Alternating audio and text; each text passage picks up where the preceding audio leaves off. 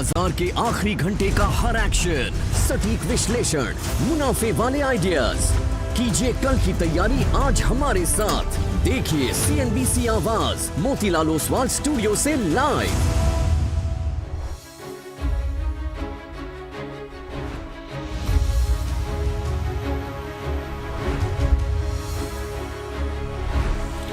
नमस्कार, CNBC आवाज़ Motilal Oswal studio में आप सभी का स्वागत है। भारतीय मार्केट्स के लिए एक अजीब सा दिन, मतलब डिपेंड करता है कि आपने किस समय क्या पोजीशन ली, उसके बेसिस पर आप कह सकते हैं कि आपके लिए अच्छा दिन रहा, खराब रहा। पहला 15 मिनट काफ़ी ख़राब, उसके बाद शानदार रिकवरी, लेकिन पिछले आधे घंटे में फिर मार्केट में वॉलेटिलिटी है। लेकिन ध्यान रखिए, ये तो मंथली एक्सपायरी है, टिपिकली तो वीकली एक्सपायरी पर भी आप इस तरीके की वॉलेटिलिटी देखते हैं। लेकिन खैर जो भी है, अभी के लिए ये कहना होगा कि थोड़ी सी मार्केट में स्टेबिलिटी के सेंस हैं, लेकिन ये कितनी देर तक टिकेगा ये देखना थोड़ा सा इंपॉर्टेंट होगा। शेयर वीरू रहेंगे मेरे साथ शो में। आप दोनों को गुड आफ्टरनून। और शो की शुरुआत करेंगे हेडलाइंस के साथ।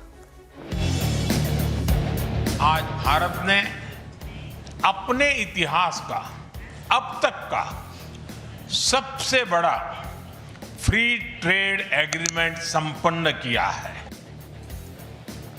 पीएम मोदी ने यूरोपियन यूनियन के साथ डील को बताया गेम चेंजर। भारत EU के बीच मदर ऑफ ऑल डील्स पर हुआ समझौता। एग्रीकल्चर, ऑटो, स्टील को छोड़कर सभी भारतीय प्रोडक्ट पर EU में इंपोर्ट ड्यूटी 0। 93% प्रोडक्ट्स पर ड्यूटी खत्म। Textile, chemical, leather, James and jewellery के लिए खुलेगा यूरोप का दरवाजा। 25 लाख से कम कीमत वाली यूरोपियन कारों पर ड्यूटी से कोई राहत नहीं। EV, पेट्रोल, डीजल हर तरह की कार पर 25 लाख की सीमा होगी लागू। हालांकि यूरोप से आने वाले alcohol, beer, process food, pharma पर कम होगी ड्यूटी। चावल, चीनी, बीफ, चिकन FTA से बाहर। मंथली एक्सपायरी के दिन बाजार में तेज उतार चढ़ाव। हालांकि निफ्टी अब ऊपरी स्तरों से करीब 150 पॉइंट फिसलकर 25,000 के करीब, लेकिन डे लो से ऊपर। M&M, भारती, रिलायंस और मारुति ने बनाया दबाव। बैंक निफ्टी में करीब 200 पॉइंट की तेजी। इंडिया विक्स 7% उछलकर 15 के हुआ पार। आज ChatGPT में मेटल सेक्टर पर बुलिश नजरिया ने किया कमाल। सेक्टर इंडेक्स करीब 2.25% चढ़ा। वहीं मजबूत चार्ट के दम पर APL, अपोलो और नाल्को में 3% ज्यादा की तेजी। साथ ही दूसरे मेटल शेयरों में भी जोश का। मेटल के बाद सरकारी, बैंक और डिफेंस कैपिटल मार्केट शेयरों में ज़्यादा तेजी। तीनों सेक्टर इंडेक्स करीब आधे से 1% मजबूत, लेकिन ऑटो, कंज्यूमर ड्यूरेबल, रियल्टी और चुनिंदा फार्मा शेयरों में दबाव। गाइडेंस घटने से सिंजीन 10% नीचे। 3 दिनों में 21% फिसला शेयर। आज के बिग स्टॉक्स और ChatGPT पड़े सटीक। नतीजों के बाद एक्सिस बैंक और अल्ट्राटेक भागे 3 से 4% बढ़कर निफ्टी के टॉप गेनर्स में हुए शुमार। वहीं ब्लॉकबस्टर रिजल्ट्स के बाद M6 करीब 5% दौड़ा। उधर कमजोर चार्ट के चलते रोडा करीब 1% फिसला।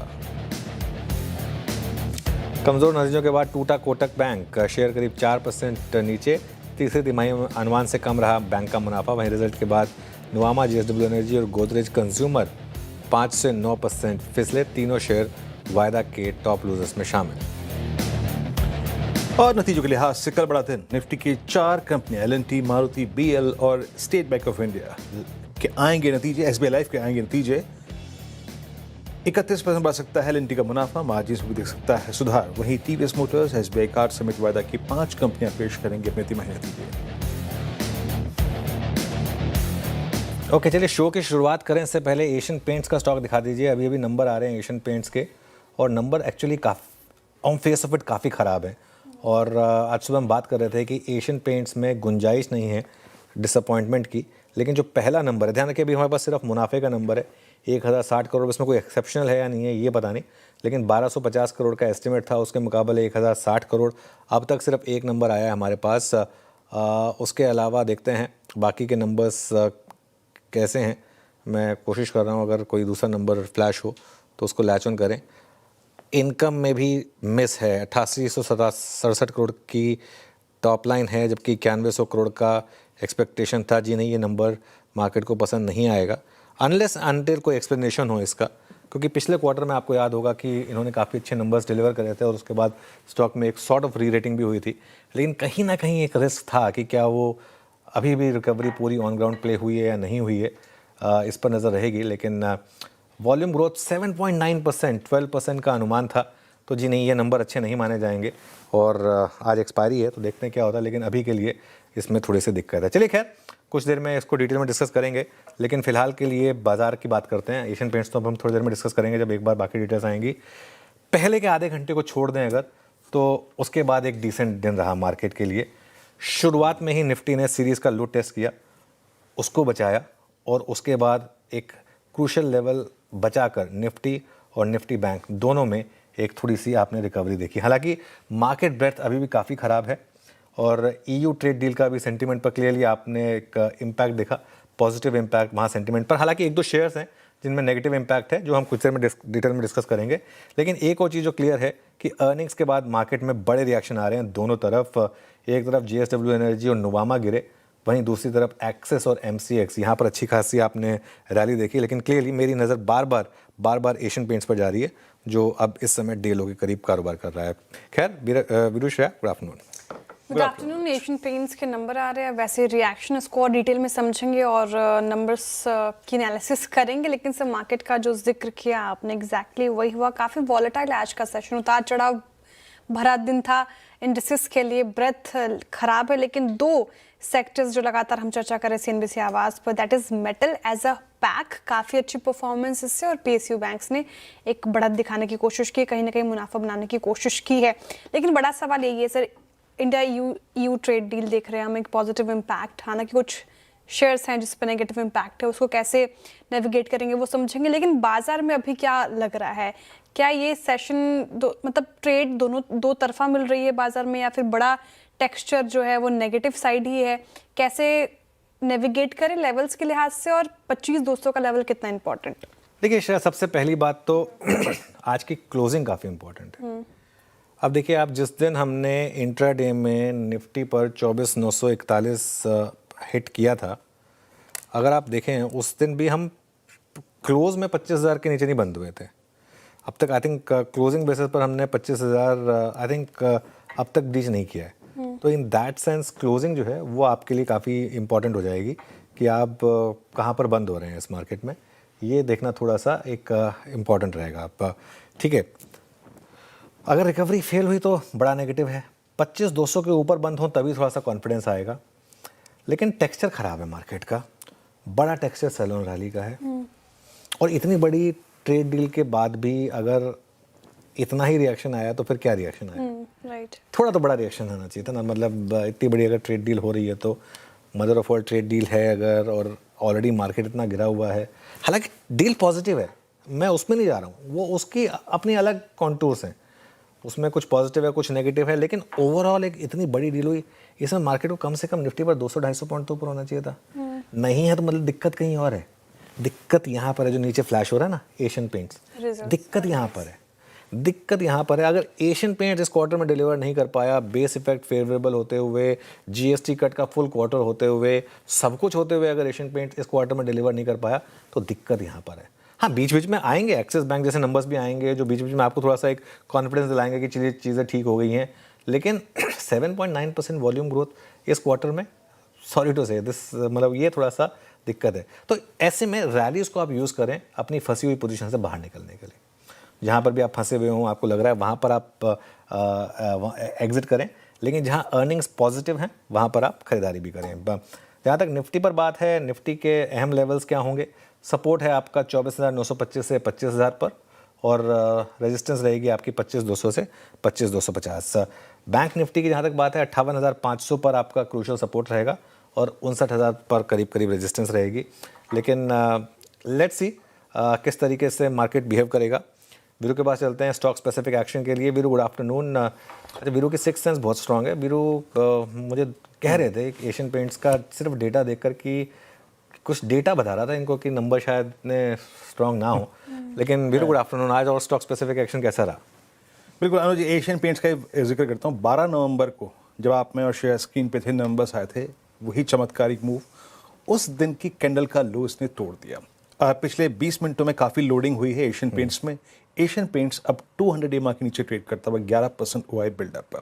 पहला ये स्ट्रेंथ कहाँ पर है? APL अपोलो, इक्का दुक्का स्टॉक्स हैं जहाँ पे स्ट्रेंथ है। उसमें अगर आप देखें APL अपोलो 2051 पे अपने करियर हाई पे ट्रेड करता हुआ, लोडेड विद लॉन्ग्स जिसे कहते हैं, आई मीन बहुत स्ट्रॉन्ग। अगर आप देखें तो यहाँ पर मोमेंटम है, OI बिल्डअप बहुत स्ट्रॉन्ग है लॉन्ग साइड पे। और एक्सिस बैंक पोस्ट नंबर्स याद रखिएगा अपने ऑल टाइम हाई जोन को छुआ इसने और ऑलमोस्ट डे हाई पर, नॉट एक्सैक्ट डे हाई लेकिन स्टिल अगर आप देखें नंबर्स बहुत स्ट्रॉन्ग हैं। और फ्यूचर से ज़्यादा याद रखिएगा रोल ओवर, और जो एक और चीज़ होती है पुट राइटर्स का कन्विक्शन स्ट्रॉन्ग अर्निंग्स के बाद वो इस चीज़ में विजिबल है एक्सिस बैंक। लेकिन क्रैक कहाँ कहाँ पर है, बड़े क्रैक्स। आज Kotak Mahindra bank loaded with shorts, short roll overs, 200 EMA के नीचे जाना और हर राइज पर इसमें सेल आ रहा है, तो इस चीज़ को देखिएगा। और एक काउंटर मैं आपके स्क्रीन पे रखूंगा, दैट्स एटर्नल अनुज 252 पे। आज एटर्नल का जिक्र मैं इसलिए कर रहा हूँ क्योंकि इसके पूरे एक बहुत ही sophisticated part of its career में जहाँ ये बहुत स्ट्रॉन्ग रहा, इसने अपने 100 वेमा को कभी नहीं तोड़ा और 100 वेमा पे अभी ट्रेड करता है with enough shorts, huge loading, 13% को आई बिल्डअप, बहुत शॉर्ट यहाँ पे हुए हैं। तो ये कुछ काउंटर जो कि वीक भी हैं और कुछ स्ट्रेंथ में एक्सिस बैंक और एपीएल अपोलो। अनुज हम इस ट्रेड डील की बात कर रहे थे, सुबह भी बात कर रहे थे, काफ़ी समय से अगर आप देखें तो ये सुर्खियों में थी। लेकिन इस ट्रेड डील के अंतर्गत हमने कुछ दिया भी है, कुछ लिया भी है। मैं M&M को देख रहा था अनुज, और स्पेशली वो कंपनियां जिनका प्रोडक्ट पोर्टफोलियो और जिनकी गाड़ियों का जो दाम है वो 25 लाख के ऊपर जाता है। हमारे पास ऑटो एक ऐसी बास्केट थी जो सबसे स्ट्रॉन्ग थी अलॉन्ग विद PSU बैंक्स। कैसे रीड करना चाहिए ऑटो को इस वक्त, एंड स्पेशली वो कंपनियां जिनका प्रोडक्ट पोर्टफोलियो 25 के ऊपर का है? देखिए वीरू, मेरा ये मानना है कि वाइल हमको हर तरह की इंडस्ट्री में कुछ ना कुछ प्रोटेक्शनिज्म की ज़रूरत होती है, कहीं ना कहीं एक सेंस बन रही थी कि जो जर्मन गाड़ियां हैं उनके ऊपर कुछ बहुत ज़्यादा ही टैरिफ था, है ना। और उसकी वजह से अगर आप जैसे दुबई जाते थे तो जिस रेट पे इंडिया में मिलती है उससे आधे रेट में मिलती थी। अब ऐसा है कि मेक इन इंडिया जो है उसमें ऑटोज़ एक बहुत बड़ा कंपोनेंट है, लेकिन इसका मतलब ये नहीं है कि ड्यूटी कट होने के बाद भी M&M की कारें या मारुति की कारें रिलेटिवली कम्पिटिटिव होंगी ज़्यादा। लेकिन इशू क्या है, मान लीजिए कोई मर्सिडीज़ की गाड़ी है जो अब तक 80 लाख की आती थी, अब वो 80 लाख से घटकर मान लीजिए, अब मुझे एग्जैक्ट अरिथमेटिक नहीं पता है, लेकिन 80 लाख से घटकर सपोज करिए 60 लाख की हो जाएगी। इन दैट केस सपोज आप एक M&M की टॉप एंड या कोई और टॉप एंड गाड़ी ले रहे थे, अब तक 30 या 35 लाख की मान लो ले रहे थे, तो उसमें क्या आप ये सोचेंगे कि मैं थोड़ा और एक्स्ट्रा खर्च करके मर्क ले लूँ क्या? ये एक थॉट प्रोसेस है। ये जो आज स्टॉक में रिएक्शन है ये सिर्फ इसका एक इम्पैक्ट है। वैसे मुझे लगता है कि इतना बड़ा देश है हमारा, दोनों के लिए जगह है। मुझे लगता है कि एक कम ड्यूटी के बावजूद यूरोपियन गाड़ियाँ भी बिकें और हमारी जो गाड़ियाँ जिस तरीके से बिक रही हैं उतनी गाड़ियाँ हमारी गाड़ियाँ बिकें, इसकी जगह है। और मेरा ये मानना है कि आगे जाते हुए ये एक बाइंग अपॉर्चुनिटी साबित होगी, खास तौर से M&M में, जिसमें मैं हमेशा एक चीज़ कहता हूँ, जब भी अपॉर्चुनिटी आए, जब भी मार्केट में करेक्शन आए, वो एक अपॉर्चुनिटी होती है। बाकी तो खैर वीरू टाइम के साथ पता चलेगा। अभी तो मार्केट सिर्फ कयास लगा सकता है क्या होगा आगे जाके, कैसे होगा। आपको याद होगा एक बार आयशर मोटर्स में बहुत बड़ी गिरावट आई थी, क्या निकला उसका इवेंचुअली जाकर वो आज की डेट में ऑल टाइम हाई पर ही है स्टॉक। तो इसके लिए ये बहुत कुछ चीज़ें जो है ना वो डिपेंड करती हैं कि 3-4 क्वार्टर के बाद नंबर्स कैसे आते हैं और उस पर स्टॉक कैसे रिएक्ट करता है। Eventually all boils down to that. चलिए श्रेया के पास चलते हैं और आगे बढ़ते हैं कार्यक्रम में। श्रेया जी, एक और क्वेश्चन सर मेरे दिमाग में आ रहा था अर्निंग्स को लेकर। अगर आप देखें दिग्गज अर्निंग्स हमने देख लिया, yes bank, axis bank, ICICI bank, HDFC bank, Kotak Mahindra bank, अभी तक के अर्निंग्स, बैंकिंग अर्निंग्स कैसे लगे हैं आपको और अब आपका नजरिया क्या बन रहा है? देखिए एक चीज़ तो क्लियर हो गई है, स्टार हैं एक्सिस बैंक और PSU बैंक्स। और यहाँ पर मुझे लग रहा है कि अभी थोड़ी सी और री-रेटिंग बाकी है। एक्सिस में थोड़ा सा एक टेंशन का एंगल आ गया कि वो कहीं क्रेडिट एक्सेस को तो नहीं ले रहे हैं। वैसे वो एक अच्छा एसेट होगा अगर लेंगे तो, लेकिन थोड़ा कई बार मार्केट इस चीज़ को लेकर थोड़ा सा घबरा जाता है ना, तो इस वजह से। By the way Asian paints में पहला अच्छा नंबर आया है, मार्जिन अच्छा है उनका कंपेयर टू एस्टिमेट 20% वर्सेज 19.5%। इसके लिए डेलो से रिकवरी भी आ गई इसमें, सिर्फ उस मार्जिन नंबर के बेसिस पर। दूसरा I think Kotak Mahindra bank में अभी थोड़ी सी मुझे लग रहा है कि मार्केट को लग रहा है कि अभी टाइम लगेगा। इनके जो मैनेजमेंट ट्रांजिशन है, जो भी इश्यूज हैं, ये एक रेगुलर अंडर परफॉर्मिंग स्टॉक है, स्प्लिट हो गई है इसकी, तो उसके लिए थोड़ा सा, पर 2000 के आसपास ये आके नॉर्मली रुकता है, तो थोड़ा सा वो इशू रहेगा। आई थिंक ICICI बैंक और HDFC बैंक इंटरेस्टिंग होंगे क्योंकि दोनों ने कुछ साइन दिखाए हैं कि जो पोस्ट रिजल्ट गिरावट आई थी वो कहीं ना कहीं आकर रुक रही है, खासतौर से ICICI बैंक के केस में। इवन HDFC बैंक के केस में। तो I think let's wait and watch कि इन दो स्टॉक्स में आगे मार्केट कैसे रिएक्ट करेगा। चलिए स्टॉक्स की बात हो रही है तो आज के रफ्तार के घोड़े और फिसड्डी स्टॉक्स की बात कर लेते हैं फटाफट। रफ्तार के घोड़े स्टॉक्स में सबसे पहले ऑब्वियसली आज सिल्वर ETF की बात होगी, क्योंकि चांदी की कीमत जो है वो वापस एक ऑल टाइम हाई पर पहुंची, तो सारे सिल्वर ETF में ज़बरदस्त रैली। सोना BLW ये जो ट्रेड डील हुई इसकी एक पॉजिटिव रब ऑफ, इससे स्टॉक में अच्छी खासी तेज़ी आज आपको देखने को मिली। MCX ब्लॉकबस्टर, आज हम बात करते हैं कि ब्लॉकबस्टर नंबर है, ब्लॉकबस्टर Q3 नंबर्स का एक इम्पैक्ट क्लियरली आपको यहाँ पर दिखाई देगा। और एक्सिस बैंक, बैंकिंग में अब तक सबसे शानदार नंबर्स, तो इस वजह से ये इस समय आपको चलता हुआ दिखाई देगा। आप आते हैं फिसड्डी स्टॉक्स पर आज के, हालांकि टॉप लूजर नहीं है लेकिन फिर भी M&M को मैं ले रहा हूँ एज फिसड्डी स्टॉक। क्यों? क्योंकि भारत और EU के बीच जो ट्रेड डील हुई है उसका एक क्लियर कट एक इम्पैक्ट है यहाँ पर। 25 लाख से ज़्यादा वाली गाड़ियों पर टैरिफ कम होगा तो थोड़ा सा कंपटीशन बढ़ेगा M&M के लिए ऑब्वियसली। JSW एनर्जी नंबर्स के बाद क्लियरली आज का एक एक्सीडेंट ऑफ द डे बना ये स्टॉक। और एक और स्टॉक था आज फिसड्डी स्टॉक्स में, दो स्टॉक्स इनफैक्ट, नुआमा फी के नंबर्स के बाद यहाँ पर एक इम्पैक्ट आया, और गोदरेज कंज्यूमर यहाँ पर भी नंबर्स के बाद एक बड़ी गिरावट आपको देखने को मिली। तो ये कुछ और स्टॉक्स हैं इन फोकस।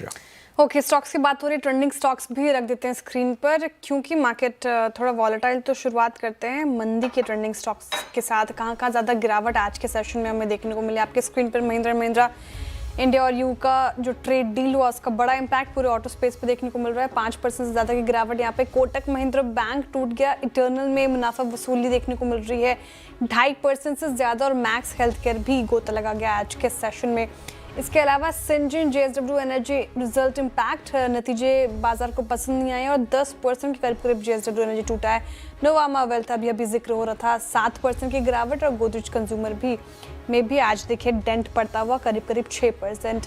लेकिन रिजल्ट के बाद एक्सिस बैंक भाग गया आज के सत्र में 4.5% से ज़्यादा। पूरे अडानी ग्रुप के स्टॉक्स में अच्छी खासी आज तेज़ी देखने को मिल रही है। अडानी एंटरप्राइजेस इसने तेज़ी के लिस्ट में जगह बनाई है, 4.5% अप। ग्रासिम पूरा सीमेंट स्पेस अगर आप देखें तो वहाँ पे मजबूती, 3% ग्रासिम उछल गया, और JSW स्टील में भी रिजल्ट के बाद 2.5% की तेज़ी आती हुई नजर आ रही है। ऑटो एंसिलरी स्पेस के लिए ये ट्रेड डील एक अच्छा डील माना जा रहा है। तो सोना BLW precision 7.5% up, MCX Q3 के बाद 4.5% अप। टाटा कंज्यूमर के नतीजे बाजार को पसंद आ रहे हैं तो 1.5% अप ये, और प्रीमियर एनर्जीज में भी लगभग 2.5% की ज़्यादा की करीब तेज़ी देखने को मिल रही है।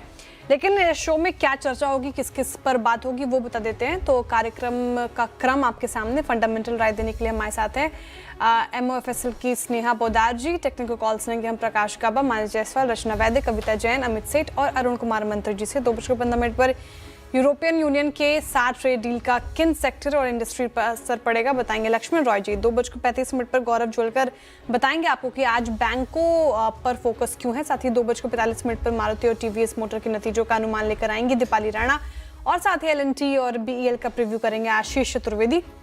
2:50 पर बिग मार्केट वॉइस में हमारे साथ जुड़ेंगे सोहम एसेट मैनेजर्स के फाउंडर और CIO संजय पारक जी। 3:05 पे डीलिंग रूम चेक, 3:10 पे अनुज जी से कल के लिए स्ट्रैटेजी, और 3:15 पे लेंगे BTST STBT कॉल्स। चलिए शो की शुरुआत करते हैं। हमारा पैनल तैयार है। आप सभी को गुड आफ्टरनून। गाबा सर बताइए इस समय क्या आपकी trade? Good afternoon to you. इस समय थोड़ा एग्रेसिव कॉल है और स्टॉक का नाम है बैंकिंग क्षेत्र से ICICI bank. Initial buy signal generate हुआ है ICICI बैंक पर, ट्रेड करे 1356 का, स्टॉप लगाएंगे 1350 का, सिर्फ 6 रुपए का। और मेरे ख्याल से फर्स्ट टारगेट होना चाहिए ICICI बैंक में 1370 का। हायर जोन देखने को मिल सकते हैं लेकिन 1370 पॉसिबल है ICICI बैंक में। Aggressive call. पहला यस एग्रेसिव है, जिस प्रकार की प्लेसमेंट है मार्केट की, पर प्रकाश सर पिक कर रहे हैं ICICI बैंक। मानस गुड आफ्टरनून, आपका ट्रेड?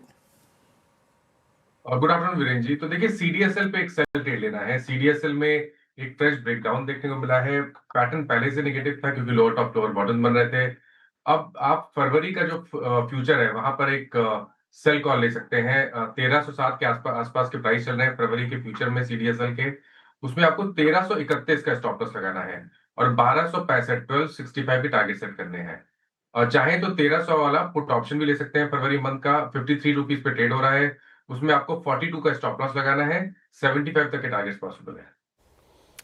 ओके, CDSL यहाँ पे बिकवाली की राय। आज ChatGPT पार्ट 2 के काउंटर्स में इसको शुमार किया गया था और कहा गया था कि काफ़ी वीक है चार्ट्स पे, तो मुनाफा वसूली यहाँ पर देखने को मिली है। यहाँ पे और गिर सकता है। यहाँ पे CDSL पर फीचर्स में बिकवाली की राय मानस जी की तरफ से आती हुई। रचना जी, गुड आफ्टरनून, बताइए आप क्या पिक कर रही हैं मैम?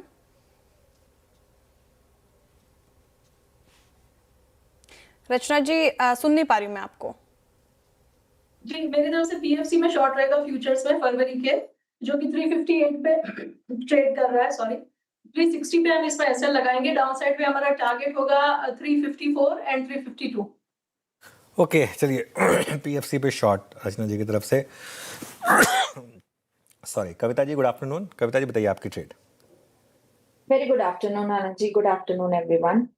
सो मेरा ट्रेड शॉर्ट होगा ब्लू स्टार पर। ब्लू स्टार अगर आप इसका वीकली चार्ट देखें तो ये अपने 100 EMA के नीचे आया है। इन्होंने डेली चार्ट अपने एक रेक्टेंगल फॉर्मेशन 1700 के लेवल का सपोर्ट इसने ब्रीच किया है। 1660 के लेवल पर एज ऑफ नाउ है। सो अंटिल काउंटर 1685 के लेवल के नीचे है, यहाँ पर शॉर्ट पोजीशन क्रिएट की जा सकती है। डाउन साइड लगता है 1620 के प्रोजेक्शंस बनते हुए दिखते हैं। So for the price move of 1640, 1620, go short on Blue Star with stop loss of 1686. Okay, blue star 1656 पे और रफ्तार का घोड़ा और फिसडी से का जिक्र हो रहा था एमएनएम पे 3353 पे। M N M first time post April 2025 is below 200 day exponential average. तो एक मेगा टेक्निकल कोलैप्स है इस डेवलपमेंट के बाद। अमित जी गुड आफ्टरनून, आपका ट्रेड इस वक्त का? जी good afternoon Viren ji, good afternoon Anuj ji, Shreya ji and everybody on the panel. Viren ji, मेरा इस समय का ट्रेड रहेगा ग्रासिम इंडस्ट्रीज। ग्रासिम इंडस्ट्रीज ने एक अच्छा खासा कंसोलिडेशन 50 और 200 डेमा के आसपास काफी दिनों से किया था। आज के सत्र में हम उसका एक रेंज ब्रेकआउट देख रहे हैं। वॉल्यूम्स भी काफी इंप्रेसिव है और एक अच्छे बेस से बाहर आ रहा है, तो इसे बाय करें। 2820 2820 का स्टॉप लॉस रहेगा और टारगेट्स रहेंगे यहाँ पे 2900 के। ओके, ग्रासिम पर खरीदारी की राय। पूरा ये पैक देखें आप तो अच्छी तेजी के साथ कर रहा कारोबार। टेक्निकल कॉल्स पूरे हो गए हैं, एक एक करके आपके स्क्रीन पर रख देते हैं फटाफट से। टारगेट और स्टॉप लॉस आप जॉट डाउन कर लीजिए। गाबा से कह रहे हैं कि आईसीआईसीआई बैंक यहाँ से रिवर्सल दिखा सकते हैं तो खरीदारी की जा सकती है। 1370 के टारगेट है, 1350 का स्टॉप लॉस मेंटेन करना है। मानस जी ने कहा कि CDSL काफी वीक नजर आ रहा है चार्ट्स पर। यहाँ पे बिकवाली करके पैसे बनेंगे तो 1265 का नीचे का टारगेट है और 1331 का स्टॉप लॉस लगाइए। रचना जी कह रही है कि PFC शॉर्ट किया जा सकता है इन लेवल्स पर। यहाँ पे बिकवाली की राय 352 का नीचे का टारगेट दिख रही है, वो 361 का स्टॉप लॉस लगाना है। कविता जी भी सेल साइड की तरफ ही है। ब्लू स्टार उन्होंने कहा है कि यहाँ पे बिकवाली कीजिए और 1620 के टारगेट है नीचे के, 1685 का स्टॉप लॉस मेंटेन करना है। और एक और बाई साइड की कॉल आई अमित जी की तरफ से, अभी ग्रासिम उन्होंने सुझाया यहाँ पे खरीदारी की राय। टारगेट है 2900 के और 2820 का स्टॉप लॉस लगाना है। लेकिन ऐसे मूड मॉन में इन्वेस्टमेंट आइडिया क्या होगा आपका? स्नेहा पोदार जी हमारे साथ जुड़ रही हैं। स्नेहा जी गुड आफ्टरनून और स्वागत है आपका कार्यक्रम में। बताइए मैम आपका इन्वेस्टमेंट आइडिया। Good afternoon. तो मेरी इन्वेस्टमेंट आइडिया है Equitas small finance bank. Last week ही बैंक ने रिजल्ट्स डिक्लेयर किए थे जो कि काफ़ी रोबस्ट नंबर्स थे। ओवरऑल जो इनकी एडवांसेस थी सिक्वेंशली 11% इम्प्रूवमेंट दिखाई दी। एंड ओवरऑल अगर माइक्रो फाइनेंस इंडस्ट्री में देखें तो काफ़ी कुछ सिचुएशन बॉटम आउट होती हुई नज़र आ रही है। एसेट क्वालिटी इंप्रूव हो रही है क्योंकि स्ट्रेस काफ़ी रिड्यूस हो गई। जो ओवरऑल अंडर राइटिंग है वहाँ पे कंपनीज ने काफ़ी कुछ टाइटन अप किया है जिसकी आपको पॉजिटिव नतीजे अब एक्चुअली नंबर्स में रिफ्लेक्ट हो रहे हैं। एंड इनकी जो कलेक्शन एफिशिएंसी है काफ़ी इम्प्रूव हुई है। एंड प्लस कर्नाटका जो एक थोड़ा सा स्ट्रेस स्टेट था वहाँ पे सिचुएशन ओवरऑल इम्प्रूव हुई है। तो इनकी जो एसेट क्वालिटी है वहाँ पे एक इम्प्रूवमेंट दिखाई दी है और आगे आने वाले समय में इनके ROAs इम्प्रूव होके 1% अप्रोच करेंगे बाय FY27 एंड ROE आप 11% एक्सपेक्ट कर सकते हैं। तो इक्विटास को एक लॉन्ग टर्म नज़रिए से रडार पे रखना चाहिए एंड इसमें टारगेट प्राइस बनेगा 89 का। Okay, Equitas small finance bank ये हो गया बाय साइड पर। एक बार एशियन पेंट्स वापस डिस्कस करते हैं। अब हुआ क्या है एशियन पेंट्स के केस में, जो थोड़ा सा एक एक्सप्लेनेशन दी जा रही है नंबर्स के लिए कि जो अनसीजनल रेंज थे उसका शायद एक इम्पैक्ट देखने को मिला है और जो नेट प्रॉफिट है उसमें 158 करोड़ का लेबर कोड का इम्पैक्ट भी है, ये भी ध्यान रखिएगा। लेकिन फैक्ट ये है कि रेवेन्यू में करीब 200-225 करोड़ की में से। अब Sneha ji good afternoon, benefit of doubt देंगे इसे या फिर वापस स्टॉक में बड़ी करेक्शन का एक रिस्क रहेगा एशियन पेंट्स में? अनुज जी, एशियन पेंट्स में एनीवेज हम लोग स्टार्टिंग से थोड़े नेगेटिव भी है and at the same time numbers disappointment जरूर कर रहा है, क्योंकि लास्ट ईयर का अगर हम बेस देखेंगे तो बेस ऑलरेडी एक लो बेस था, उस पर अगर वीक नंबर्स आते हैं तो कहीं ना कोई एक वो बड़ी डिसअपॉइंटमेंट देके जाती है। एंड प्लस जो वॉल्यूम ग्रोथ था वो डबल डिजिट एक्सपेक्ट कर रहे थे, उसके सामने सिंगल डिजिट वॉल्यूम ग्रोथ आया। मार्जिन्स इन लाइन है but at the same time क्योंकि वॉल्यूम ग्रोथ नहीं देखने को मिला है, अब वो कह सकते हैं कि मॉनसून के कारण भी हो सकता है, प्लस जो फेस्टिव सीजन Q2 में जो था शिफ्ट हो गया था वो भी एक रीज़न हो सकता है। But numbers no doubt weak है एंड क्योंकि कंपटीशन काफ़ी हाई है तो ये एक रिस्क डेफिनेटली हमेशा बना रहेगा इसके नंबर्स पे, तो हमारा व्यू इस पे नेगेटिव ही है। नेगेटिव व्यू इन नंबर्स के साथ 2604 पे स्लाइटली अगर आप देखें तो इम्प्रूव हुआ था इंट्राडे चार्ट जब वो मार्जिन्स के नंबर्स आए थे, लेकिन उसके बाद फिर एक क्रैक आता हुआ इट्स 2604। लेकिन एक कहानी अनुज फिर याद आ रही है आज, जिसको आपने और मैंने स्क्रीन पे देखा है। मुझे याद है मई 2023 में हमने इसकी मैनेजमेंट से बात की थी दैट डिक्सन आज 10,000 का लेवल स्क्रीन से जा रहा है अनुज। आज मतलब वीकली पर जो बचा था ना दैट 200 वीक मूविंग एवरेज वो भी कोलैप्स है ना। एक स्टोरी आधी से आधी रह गई, 4 डिजिट का हो गया। ये इसमें दिक्कत है, काफ़ी लोगों का मानना ये है कि 4% के मार्जिन में अगर हल्का सा भी दिक्कत आ जाए तो ये इस तरीके का हो सकता है। और वैसे भी काफ़ी आई थिंक बहुत लोगों को लगा था कि ओवर ब्लोन था ये स्टॉक, तो ठीक है थोड़ी करेक्शन हो गई। चलिए लेकिन एक काम करते हैं वीरू, एक बार वापस आज की टॉप स्टोरी डिस्कस कर लेते हैं। भारत और यूरोपियन यूनियन के बीच में mother of all trade deal हो चुकी है और अभी अभी आप प्रेस कॉन्फ्रेंस भी देख रहे थे। सारा डिटेल हम देख चुके हैं। 2-3 स्पेसेस हैं जिन पर अब क्लैरिटी मिल चुकी है, इन पर क्या इम्पैक्ट है उसके लिए लक्ष्मण जी के पास चलते हैं। लक्ष्मण जी गुड आफ्टरनून। शुरुआत ऑब्वियसली ऑटो के साथ, क्योंकि महिंद्रा एंड महिंद्रा इस समय 6% नीचे। ऑटोज पर क्या ब्लूप्रिंट है आपके सामने?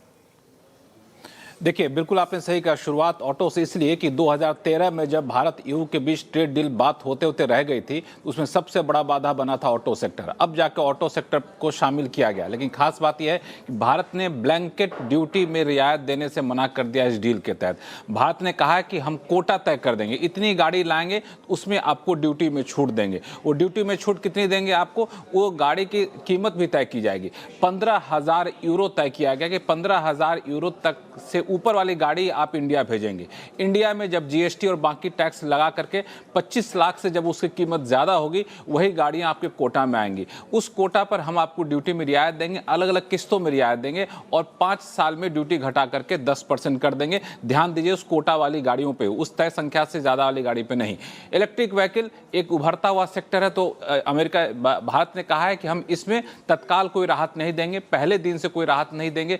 जब 5वां साल हो जाएगा ट्रेड डील लागू होने के, तो 5वें साल से हम ड्यूटी में यहाँ पे राहत देंगे उस कोटा के तहत। खास बात यह है कि इसमें आपको हैवी व्हीकल में आपको बसों को शामिल नहीं किया गया है, ट्रक इसमें शामिल जरूर है। तो 3 कैटेगरी बनाई गई है, एक इलेक्ट्रिक व्हीकल, दूसरा ट्रक जैसे हैवी व्हीकल और तीसरा लग्जरी कारें जो है उसमें ट्रेड डील लागू होने से पहले साल से किस्तों में ड्यूटी घटनी शुरू होगी और 5 साल में ड्यूटी घट करके ये आपको 10% पे आ जाएगी। ये यहाँ पर तय किया गया है। और इसमें जो अलग अलग चीज़ें हैं, इसमें बता दूं जो कीमत है वो ऑन रोड प्राइस है 25 लाख रुपए, उससे ज़्यादा है कीमत को ही इसमें शामिल किया गया है। बिल्कुल, तो सबसे इम्पोर्टेंट तो खैर ऑटोज ही था। लक्ष्मण जी अब एक काम करते हैं, वाइन और स्टील और जो बाकी प्रोडक्ट्स हैं उनके बारे में भी थोड़ा सा बता दीजिए। बिल्कुल संक्षिप्त में बता दूं कि वाइन, स्टील और बाकी प्रोडक्ट में, तो वाइन में जो रखा गया है कि 2.5 यूरो से ज़्यादा की कीमत वाली जो वाइन आएगी उसमें सरकार ड्यूटी घटाएगी, भारत ड्यूटी घटाएगी। वो ड्यूटी अभी के 150% से घट करके 75% हो जाएगा किस्तों में। दूसरा, ईयू के जो अल्कोहल आएंगे उस पर टैरिफ 40% घट करके 40% कर दिया जाएगा। ईयू से जो बियर आएगा उस पर टैरिफ घट करके 50% हो जाएगा, जो कभी 100% से ज़्यादा होता है। ये आपकी वाइन की बात रही। स्टील सबसे महत्वपूर्ण था, स्टील पर कार्बन टैक्स लगाया गया। उस कार्बन टैक्स को छूट नहीं दी गई इस ट्रेड डील के तहत, लेकिन ये कहा गया है कि कार्बन टैक्स तो हमें लगाना पड़ेगा क्योंकि हम दुनिया के बाकी देश यहाँ तक कि घरेलू इंडस्ट्री पे लगा रहे हैं, लेकिन हम यहाँ पे जो है आपको आर्थिक मदद देंगे 50 करोड़ यूरो का, ताकि आप डिकार्बनाइजेशन के लिए यहाँ पे काम कर सकें, यहाँ पे वित्तीय मदद इंडस्ट्री को मुहैया करा सकें। इसके अलावा marine, chemical sector, plastic, rubber, leather, textile, apparel, base metal, James and jewellery जैसे सेक्टर पे जितनी भी ड्यूटी लगती थी, किसी पे 26%, किसी पे 12%, सब पे ड्यूटी घट करके 0 हो जाएगी पहले ही दिन से। ऑल राइट, शुक्रिया लक्ष्मण जी, तो ये पूरी की पूरी जानकारी देने के लिए। आई थिंक वाइन्स पे ये इम्पॉर्टेंट है, क्योंकि ध्यान रखिएगा वैसे सुलह पहले ही काफ़ी गिरा हुआ स्टॉक है बुरी तरीके से, मतलब ये ड्यूटी मतलब होते हुए भी ये स्टॉक कुछ नहीं कर पाया। एक बार सुलह का स्टॉक दिखा दीजिए प्लीज़, मैं बात कर रहा हूँ स्टॉक की।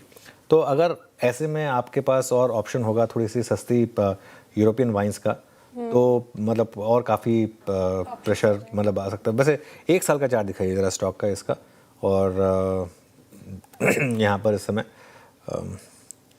करीब करीब 46% के करीब, मतलब आधा तो हो चुका है स्टॉक ऑलरेडी, और काफ़ी प्रेशर में पहले भी रहा है ये स्टॉक, तो इस वजह से। लेकिन खैर जो भी है, यहाँ पर थोड़ी सी दिक्कत तो है।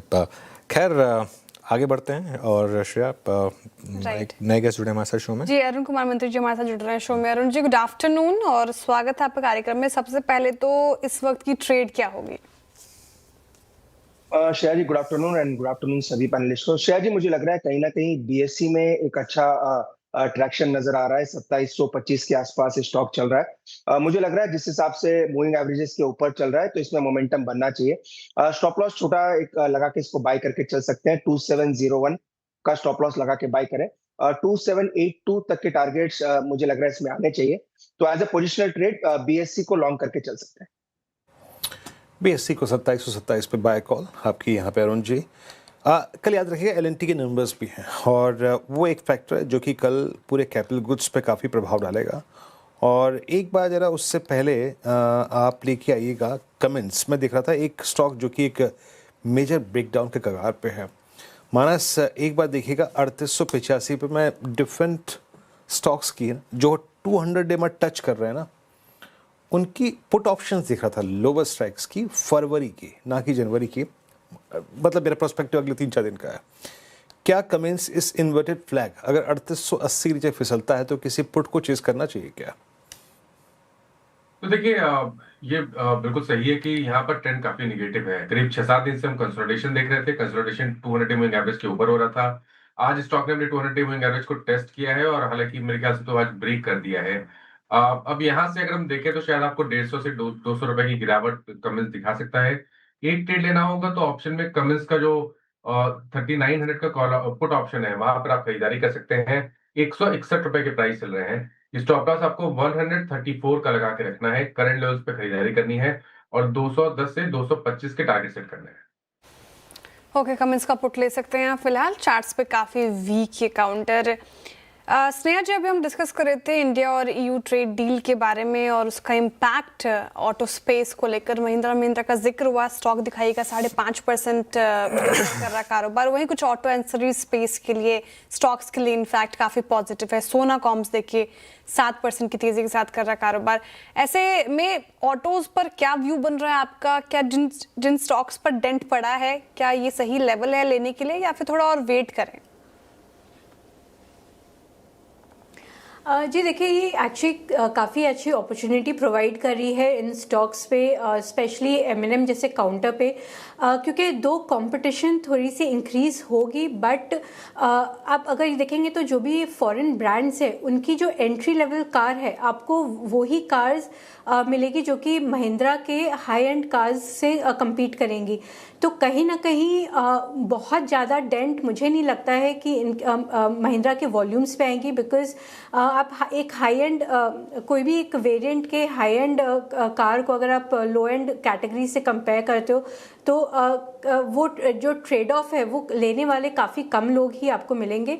एंड इवेंचुअली जो अपॉर्चुनिटी है इंडिया में, काफ़ी बड़ी अपॉर्चुनिटी है। अभी भी पेनिट्रेशन लेवल्स काफ़ी स्कोप है वहाँ पे। एंड एक जो अपग्रेडेशन जो हम देख रहे हैं टुवर्ड्स प्रीमियम प्रोडक्ट्स, वो अपग्रेडेशन अभी काफ़ी कुछ होना बाकी है। सो इंडिया मार्केट काफ़ी बड़ा है एंड सभी प्लेयर्स को ये एब्जॉर्ब कर सकती है। सो एक ये शॉर्ट टर्म नेगेटिव रिएक्शन हमें देखने को मिल रहा है, एंड डेफिनेटली ये एमएनएम में अच्छी अपॉर्चुनिटी प्रोवाइड करती है। सो ये लेवल्स पे इसे अक्यूमुलेट करना चाहिए, मेरी यही राय होगी। एक्यूमुलेट करें एमएनएम को इन लेवल्स पर। 5% फिलहाल के लिए स्टॉक नीचे है, मैसिव वॉल्यूम से यहाँ पर। निफ्टी एकदम फ्लैट है अब, लेकिन एक चीज़ क्लियर है, 25,000 जैसे ही बार बार टेस्ट हो रहा है वहाँ पर बाइंग आ रही है, तो 25,000 को डिफेंड करने की कोशिश की जा रही है यहाँ पर।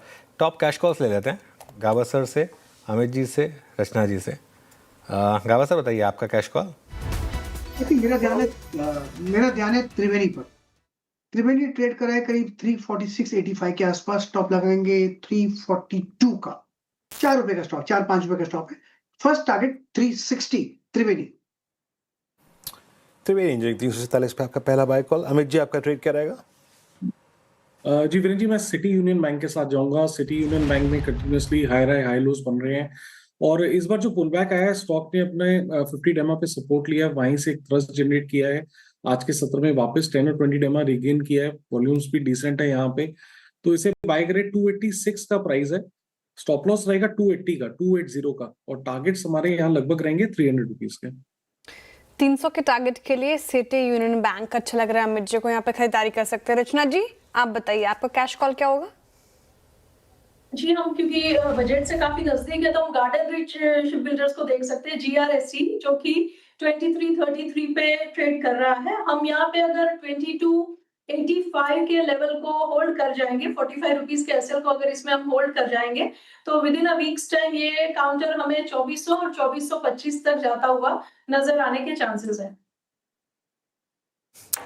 चलिए कैश कॉल्स पूरी हुई, अब कुछ और स्टॉक्स की बात करते हैं इस समय। टेक महिंद्रा लेकर आइए एक बार जरा, डे हाई पर टेक महिंद्रा। इनफैक्ट एक बार निफ्टी आईटी देखते हैं जरा, निफ्टी आईटी टेक महिंद्रा यहाँ पर अच्छा मोमेंटम। आई थिंक थर्सडे को शायद हमने बात की थी इसकी स्पॉटलाइट चार्ट जीपीटी में। आज सुबह इन्फोसिस की बात हुई थी, इन्फोसिस भी ठीक ठाक मूव्स दिखा रहा है इस समय, करीब करीब डे हाई पर इन्फोसिस का भी स्टॉक है, तो थोड़ी सी आप क्लियरली बाइंग इस समय आईटी स्टॉक्स में देख रहे हैं। लेकिन दूसरी तरफ कुछ और स्टॉक्स हैं जो डे लो पर आ रहे हैं। एक बार भारती लेकर आइए ज़रा, और क्लियरली भारती जो एक समय पे इंडेक्स का सबसे स्ट्रॉन्ग स्टॉक था, आज सबसे वीक स्टॉक बन चुका है भारती का स्टॉक। इनफैक्ट एक बार इसका एक महीने की चार्ट रखिएगा ज़रा भारती एयरटेल की। आई थिंक पिछले महीने इसने I think all time high के करीब लेवल हिट किए थे और वहाँ से अब करीब करीब 5% ये करेक्ट हुआ है। 2174 था इसका हाई, 2125 से गिरना शुरू हुआ है।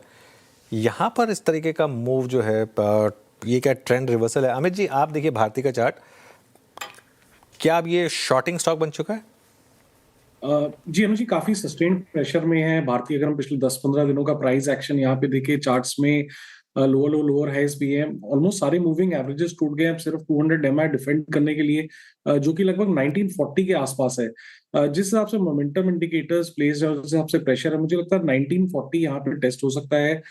स्टॉप लॉस लगभग रहेगा 1980 का, लेकिन ऑफ कोर्स अगर 1940 टूटता है तो then we are headed for 1900 and 1880। Okay Sneha ji, fundamentally क्या गलत जा रहा है भारती के साथ? एक सबसे स्ट्रॉन्ग स्टॉक अब एकदम से वीक बन चुका है। देखिए एक्चुअली गवर्नमेंट ने जो वोडाफोन आइडिया को सपोर्ट प्रोवाइड किया है, उसके कारण भारती में एक हम ये डेंट देख रहे हैं। बिकॉज जो पहले एक बहुत स्विफ्ट बेसिस में सब्सक्राइबर्स चर्न होकर भारती की तरफ मूव हो रहे थे, वो कहीं ना कहीं थोड़े से स्लो हो जाएंगे। एंड प्लस जो इनकी प्राइस हाइक्स लेने की बात थी, वहाँ पे भी थोड़ा सा डिले देखने को मिला है, जिससे कि थोड़े से एक डेंट हम देख रहे हैं स्टॉक पे। बट इवेंचुअली ये प्राइस हाइक्स अगले कुछ महीनों में डेफिनेटली भारती लेगा। ऑलरेडी वोडाफोन ने इनिशिएट किया है कुछ हाइक्स, भारती को ये स्टेप लेना बाकी है। सो एज सुन भारती ये अनाउंस करती है तो यहाँ पे एक नंबर्स में फिर इम्प्रूवमेंट दिखाई देगी। बट ये जो हम देख रहे हैं, ये जस्ट एक नेगेटिव रिएक्शन है वोडाफोन को गवर्नमेंट की तरफ से जो सपोर्ट मिला है। क्लियर इंडिकेशन है कि 3 प्लेयर्स कंटिन्यू करेंगे मार्केट में। सो ये कि बाइंग अपॉर्चुनिटी है, स्पेशली जिन्हें लॉन्ग टर्म व्यू से पोजीशन बनाना है उनके लिए बहुत अच्छा अपॉर्चुनिटी है, बिकॉज काफ़ी क्वालिटी स्टॉक है। एंड मैंने ये one of the few large caps है जो कि कंसिस्टेंटली 20-30% से every quarter after quarter grow कर रही है। तो इस अपॉर्चुनिटी को डेफिनेटली यूज़ करके इसे एक्यूमुलेट करना चाहिए। ओके, एक्यूमुलेट कर सकते हैं भारतीय एयरटेल पे। फिलहाल ये व्यू और चर्चा हो गई। एक बार इटर्नल रखिएगा स्क्रीन पर, और इटर्नल की चर्चा हम लगातार कर रहे हैं। 3% आज के सेशन में भी डाउन ये, और लगभग 30% अपने रिकॉर्ड हाई से टूटा है 3 महीनों में। सर, क्वार्टर 3 के नतीजे हमने देखे, काफ़ी अच्छे थे, लेकिन क्या गलत हो रहा है स्टॉक के लिए? क्या दीपेंद्र गोयल का इस्तीफा एक बड़ा कारण है, या फिर कोई कॉमर्स में जिस तरीके से कंपटीशन बढ़ता जा रहा है वो एक बड़ा कंसर्न? देखिए, मैं आपको आपकी मेमोरी रिफ्रेश करता हूँ। आई थिंक थर्सडे को हमने बात की थी इटर्नल की। मैंने ग्रीन लिया था, मैं मना नहीं कर रहा हूँ, मैंने ग्रीन लिया था, लेकिन मैंने एक चीज़ कही थी कि क्योंकि उससे एक दिन पहले स्टॉक 5% भागा था, तो किसी को तो पता था कि इटर्नल के अच्छे नंबर्स आएंगे, लेकिन उन्हें ये नहीं पता था कि दीपेंद्र गोयल अपना पद छोड़ रहे हैं। और नॉर्मली ना एक फाउंडर CEO को अपनी कंपनी के बारे में सबसे ज़्यादा पता है। अब आप कहने को जो मर्ज़ी कहें कि ट्रांजिशन करना है, जो मर्ज़ी करना है, लेकिन कहीं ना कहीं शायद आने वाले बिजनेस के बारे में कुछ हिंट था दीपेंद्र जी को। और 305 पे उस दिन खुला वहीं पे था वैसे वो, ऐसा नहीं है, उल्टा गैप अप खुला। गैप अप खुलने पे लोग फंसते हैं, क्योंकि उसके बाद स्टॉक गिरा 1 वे। वो प्रॉफिट बुकिंग नहीं थी, वो प्रॉपर सेलिंग थी। उस दिन ओपनिंग टिप पे इसने हाई लगाया था और उसके बाद से लगातार ये स्टॉक गिरा है। अब जो 305 में लेके फंस गया गलत एनालिसिस के बेसिस पर, वो फंसा है यहाँ पर। अब ये कहाँ तक जा सकता है स्टॉक? मेरे ख्याल से अभी भी ये एक ओवर रेटेड स्टॉक है इटर्नल, और 220 का क्रूशल लेवल है, 200 से 220। जब पिछले साल पूरी मार्केट कोलैप्स कर रही थी, उस समय सिर्फ ये 200 से 220 के लेवल को नहीं तोड़ रहा था और वहाँ से घूम जाता था हर बार उसने वहाँ पे जाता। और उसके बाद से स्टॉक ने पूरे साल, पिछले साल मैसिव आउट परफॉर्मेंस दिखाई। आप देखिए, शुरू में कई बस 2-3 महीने थे जिसमें वो 200 तक रहा था। उसके बाद 200 से पिछले पूरे साल मार्केट को इसने मैसिवली आउट परफॉर्म किया, 50-55% रिटर्न जनरेट करके दिए थे। आई थिंक अब ये उसका उल्टा एक मीन रिवर्जन प्ले आउट हो रहा है। अब जो मर्जी आप कह लें, कॉम्पिटिशन कह लें या कुछ भी कह लें, लेकिन एक ओवर ओनरशिप कह लें। एक राकेश झुंझुनवाला की क्लिप बहुत ज़्यादा वायरल हुई थी इस वीकेंड पे। आई डोंट नो अगर आप लोगों ने देखी है या नहीं देखी है। उसमें वो ये कह रहे थे कि ये जोमेटो जैसे स्टॉक जिस तरीके के मार्केट कैप पे हैं, इनको गिरना ही है, क्योंकि जिस तरीके के मार्केट कैप पे हैं इन्होंने जो कैश फ्लो की पोजीशन कर ली है, वो कैश फ्लो कभी आएंगे ही नहीं। उन्होंने ये तो कहा था कि कभी नहीं आएंगे वो, तो उस हिसाब से इनको गिरना ही है, ये उन्होंने बात कही थी वैसे। लेकिन खैर जो भी है, स्क्रीन बता रही है आपको कुछ दिक्कत है। कुछ तो दिक्कत है। अरुण कुमार मंत्री जी, क्या किया जाए? जो प्रॉफिट में पार्शियल प्रॉफिट बुकिंग करके निकले, या फिर प्रॉपर प्रॉफिट बुकिंग करके निकले, या फिर अभी वेट करें? इटर्नल पर टेक्निकली क्या लग रहा है आपको? चार्ट्स क्या इंडिकेट कर रहे हैं? देखिए, टेक्निकली तो क्लियर ब्रेकडाउन है। 270 के नीचे ही ये ब्रेकडाउन कंफर्म हो चुका था, और रिजल्ट्स के दिन जिस हिसाब से वॉल्यूम्स थे, वॉल्यूम्स के साथ स्टॉक में गिरावट आई है। तो चूंकि काफी ओवरसोल्ड है और 3-4 दिन से लगातार चल रहा है, नीचे आ रहा है, मुझे लग रहा है ऊपर में 265 तक शायद एक बार बाउंस है, उस बाउंस में निकलना चाहिए। खरीदारी की सलाह डेफिनेटली नहीं है। मुझे लग रहा है धीरे धीरे स्टॉक आपको 230 या 232 तक के भी लेवल दिखा सकता है। तो कभी भी उछाल आता है, 260-65 भी मिलता है, तो निकलने की ही कोशिश करनी चाहिए। ओके, सनराइज की अप्रोच रहेगी, याद रखिएगा लास्ट एक बहुत ही क्रिटिकल एवरेज 250 से परसिस्ट करता है, जो इसने अपने करियर के एक बड़े पार्ट में अब तक होल्ड किया है। एक बार अमित जी अब आते हैं थोड़ा सा ऑयल एंड गैस स्पेस पे। जरा एक बार ऑल इंडिया को देखिएगा, ONGC को देखिएगा। पिछले कुछ सेशंस में जिस तरीके से क्रूड एक बहुत स्ट्रॉन्ग ट्रेजेक्ट्री में रहा है, दोनों स्टॉक्स अपने क्रिटिकल एवरेजेस को पार करके ट्रेड कर रहे हैं। अगर यह क्रूड की ब्रेंट रखिएगा स्क्रीन पे प्लीज़ जरा एक बार, क्रूड की ट्रेजेक्ट्री यही रही, और आई थिंक ईरान कॉन्फ्लिक्ट अगर आप देखें तो वो चरम पे रहा। अभी तो हम उसको लेके स्केप्टिकल भी हैं, क्या होने वाला है, हर रोज़ बरोज़ हम सुनते रहते हैं। ये ONGC बेटर है चीज़ करने लायक, ऑल इंडिया, दोनों को कैसे रीड कर रहे हैं आप? इनफैक्ट अगर देखा जाए वीरेंद्र जी, दोनों ही चार्ट एक पुलबैक के बाद एक स्मॉल सपोर्ट से रिबाउंड दे रही है, तो जगह तो दोनों में अच्छी है। बट बिटवीन द टू अगर मेरे को चूज करना, तो ऑयल इंडिया का चार्ट बेटर लग रहा है। यहाँ की अगर कैंडल देखें तो strong bullish candle, almost days high पे है। वॉल्यूम्स भी प्रीवियस डे के वॉल्यूम्स को क्रॉस कर चुका हुआ है। 448 के लगभग इसका प्राइस है। 460, 462 तक के टारगेट्स बनेंगे। स्टॉप लॉस यहाँ रखेंगे 443 का। ONGC की बात करें तो इंट्राडे हाई जरूर इसने गिव अप कर दिया है, बट ओवरऑल स्ट्रक्चर यहाँ पे भी काफी पॉजिटिव है। 248 का प्राइस है, यहाँ पे भी चांस दिया जा सकता है based on the pull back and based on the price action. Stop loss यहाँ पे हम रखेंगे 244 का, और टारगेट्स रहेंगे 256 के ONGC में। ओके, मीनवाइल बैंक निफ्टी लेकर आइए एक बार जरा, और बैंक निफ्टी का कंट्रीब्यूशन देखते हैं। 58,924 का हाई था, हम काफ़ी करीब हैं उसके। एक्चुअली टेक्निकली देखा जाए तो हम बैंक निफ्टी में डे हाई पर हैं, और कंट्रीब्यूशन देखिए आप, एक्सिस बैंक तो है ही ऑब्वियसली नंबर 1 पर 270 पॉइंट का, लेकिन उसके बाद ICICI बैंक और SBI, खासतौर से ICICI बैंक रिसेंट गिरावट के बाद, ये एक अच्छी बात है यहाँ पर। चलिए धमाकेदार ऑप्शन ले लेते हैं मानस जी, अमित जी और अरुण जी से। मानस जी बताइए आपका धमाकेदार ऑप्शन।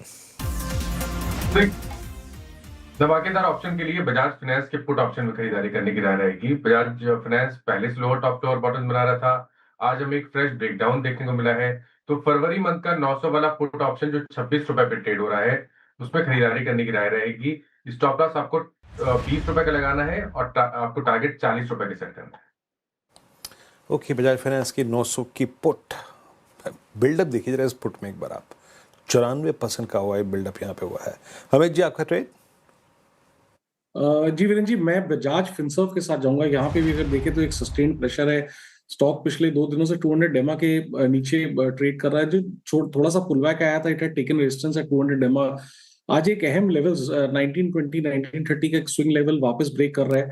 तो 1900 का पुट ऑप्शन बजाज फिनसर्व का फेब का लगभग ट्रेड कर रहा है 54 रुपीज पे।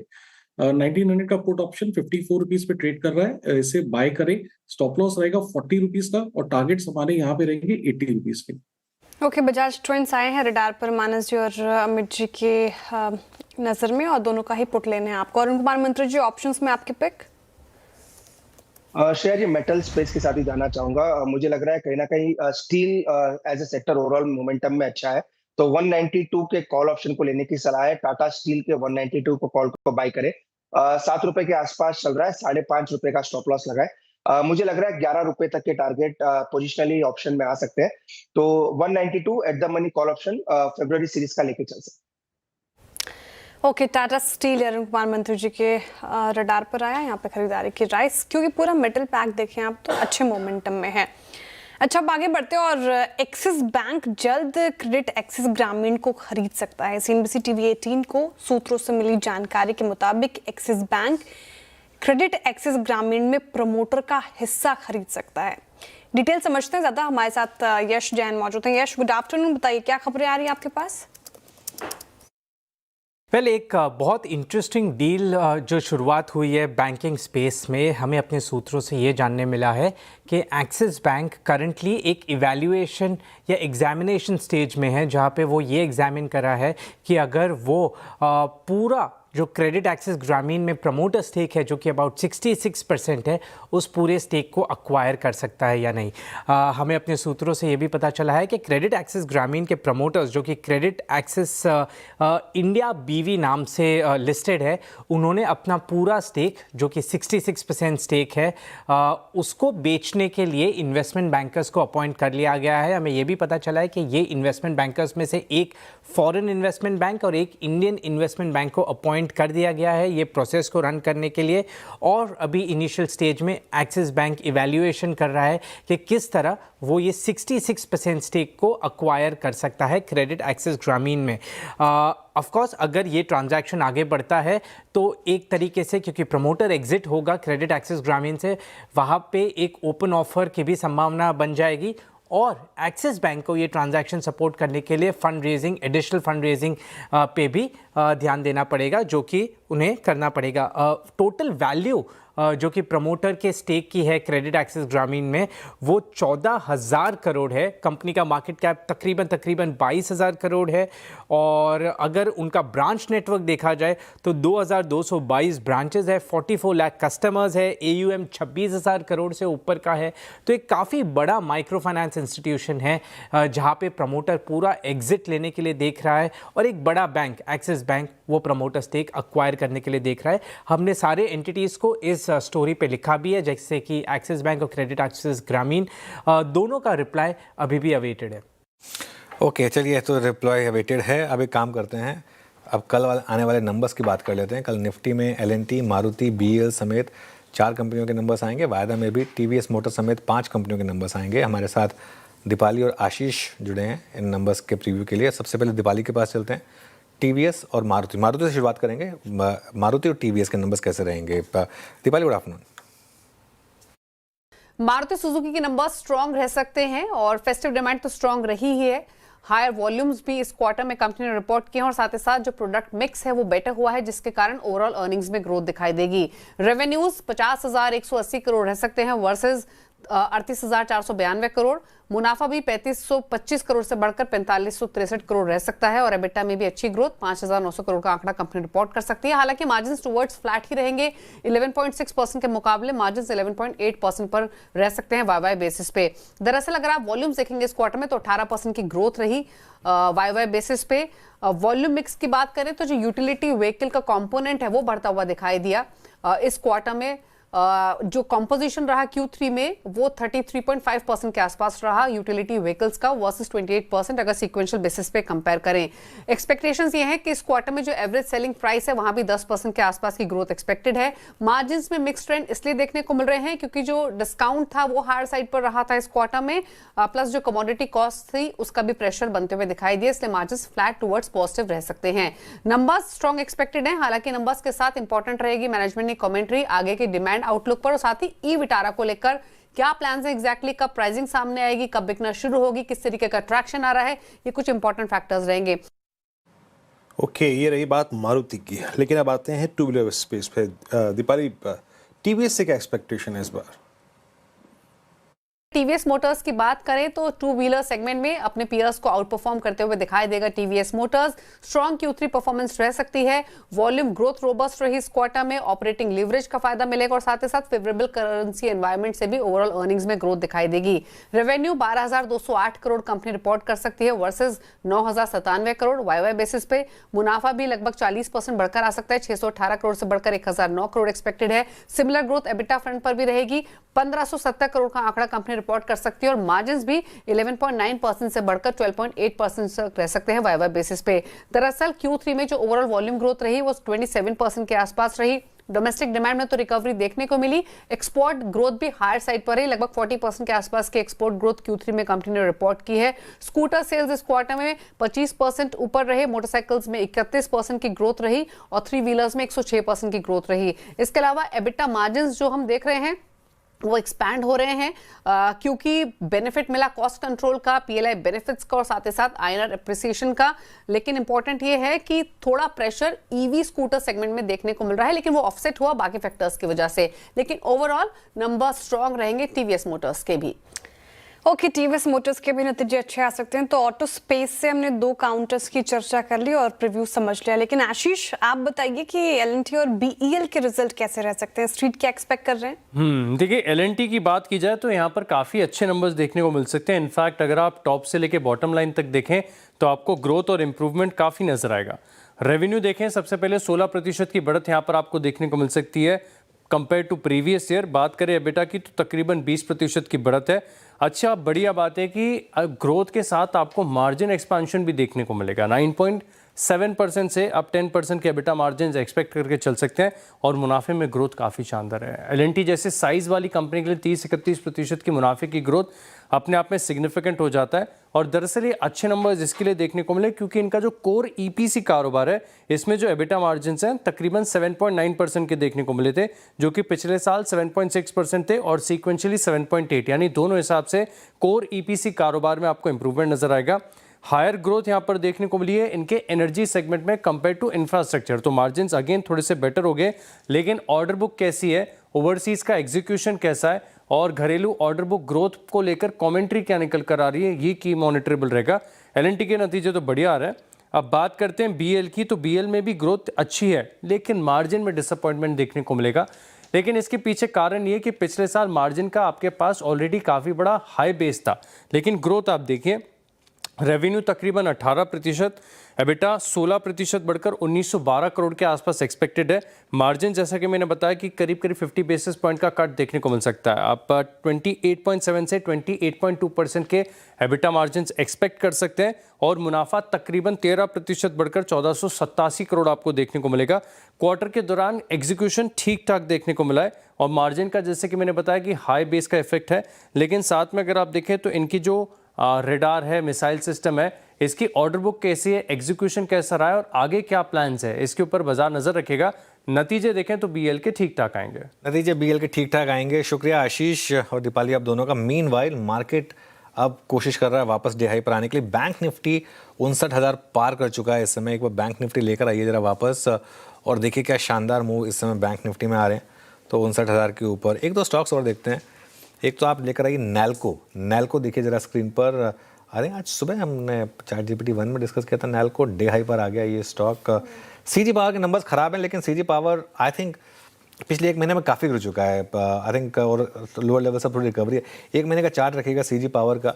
आज वो चाइना वाला मामला आया था तब हमने 3 स्टॉक्स की बात की थी शेयर, सीजी पावर, हिटाची और BHEL, कि यहाँ पर इनकी डी रेटिंग होगी। ये तो उससे पहले ही गिर गए थे, तो इसके लिए ख़राब नंबर पर भी अब और स्टॉक नहीं गिर रहे हैं, लेकिन नंबर ख़राब हैं। बट बार बार नज़र जा रही है मार्केट पर, क्योंकि अब हम डे हाई की तरफ बढ़ रहे हैं, खास तौर से बैंक निफ्टी पर 59,045 पर इस समय यहाँ पर हम आपको ट्रेड करते हुए दिखाई देंगे। चलिए एक काम करते हैं, चार का चौका ले लेते हैं और उसके बाद फिर आगे बढ़ेंगे। सबसे पहले सस्ता ऑप्शन ट्रेड लेंगे मानस से, उसके बाद चलेंगे FNO सुपरस्टार के लिए रचना जी के पास, फिर कविता जी के पास चलेंगे चार्ट का चमत्कार के लिए, मिड कैप के लिए स्नेहा पोदा जी के पास चलेंगे। चलिए मानस जी बताइए सस्ता ऑप्शन क्या रहेगा आपके लिए? तो देखिए ऑप्शन में टेक महिंद्रा पे ध्यान दे सकते हैं। टेक महिंद्रा में अगर आप देखें तो हायर टॉप्स हायर बॉटम बन रहे हैं। आज हमें एक फ्रेश ब्रेकआउट देखने को मिला है। तो फरवरी मंथ का 1740 का कॉल ऑप्शन जो 50 रुपए पे ट्रेड हो रहा है, उसमें 38 रुपीज के स्टॉप लॉस से खरीदारी करनी है और 75 रुपीज के टारगेट सेट करने हैं।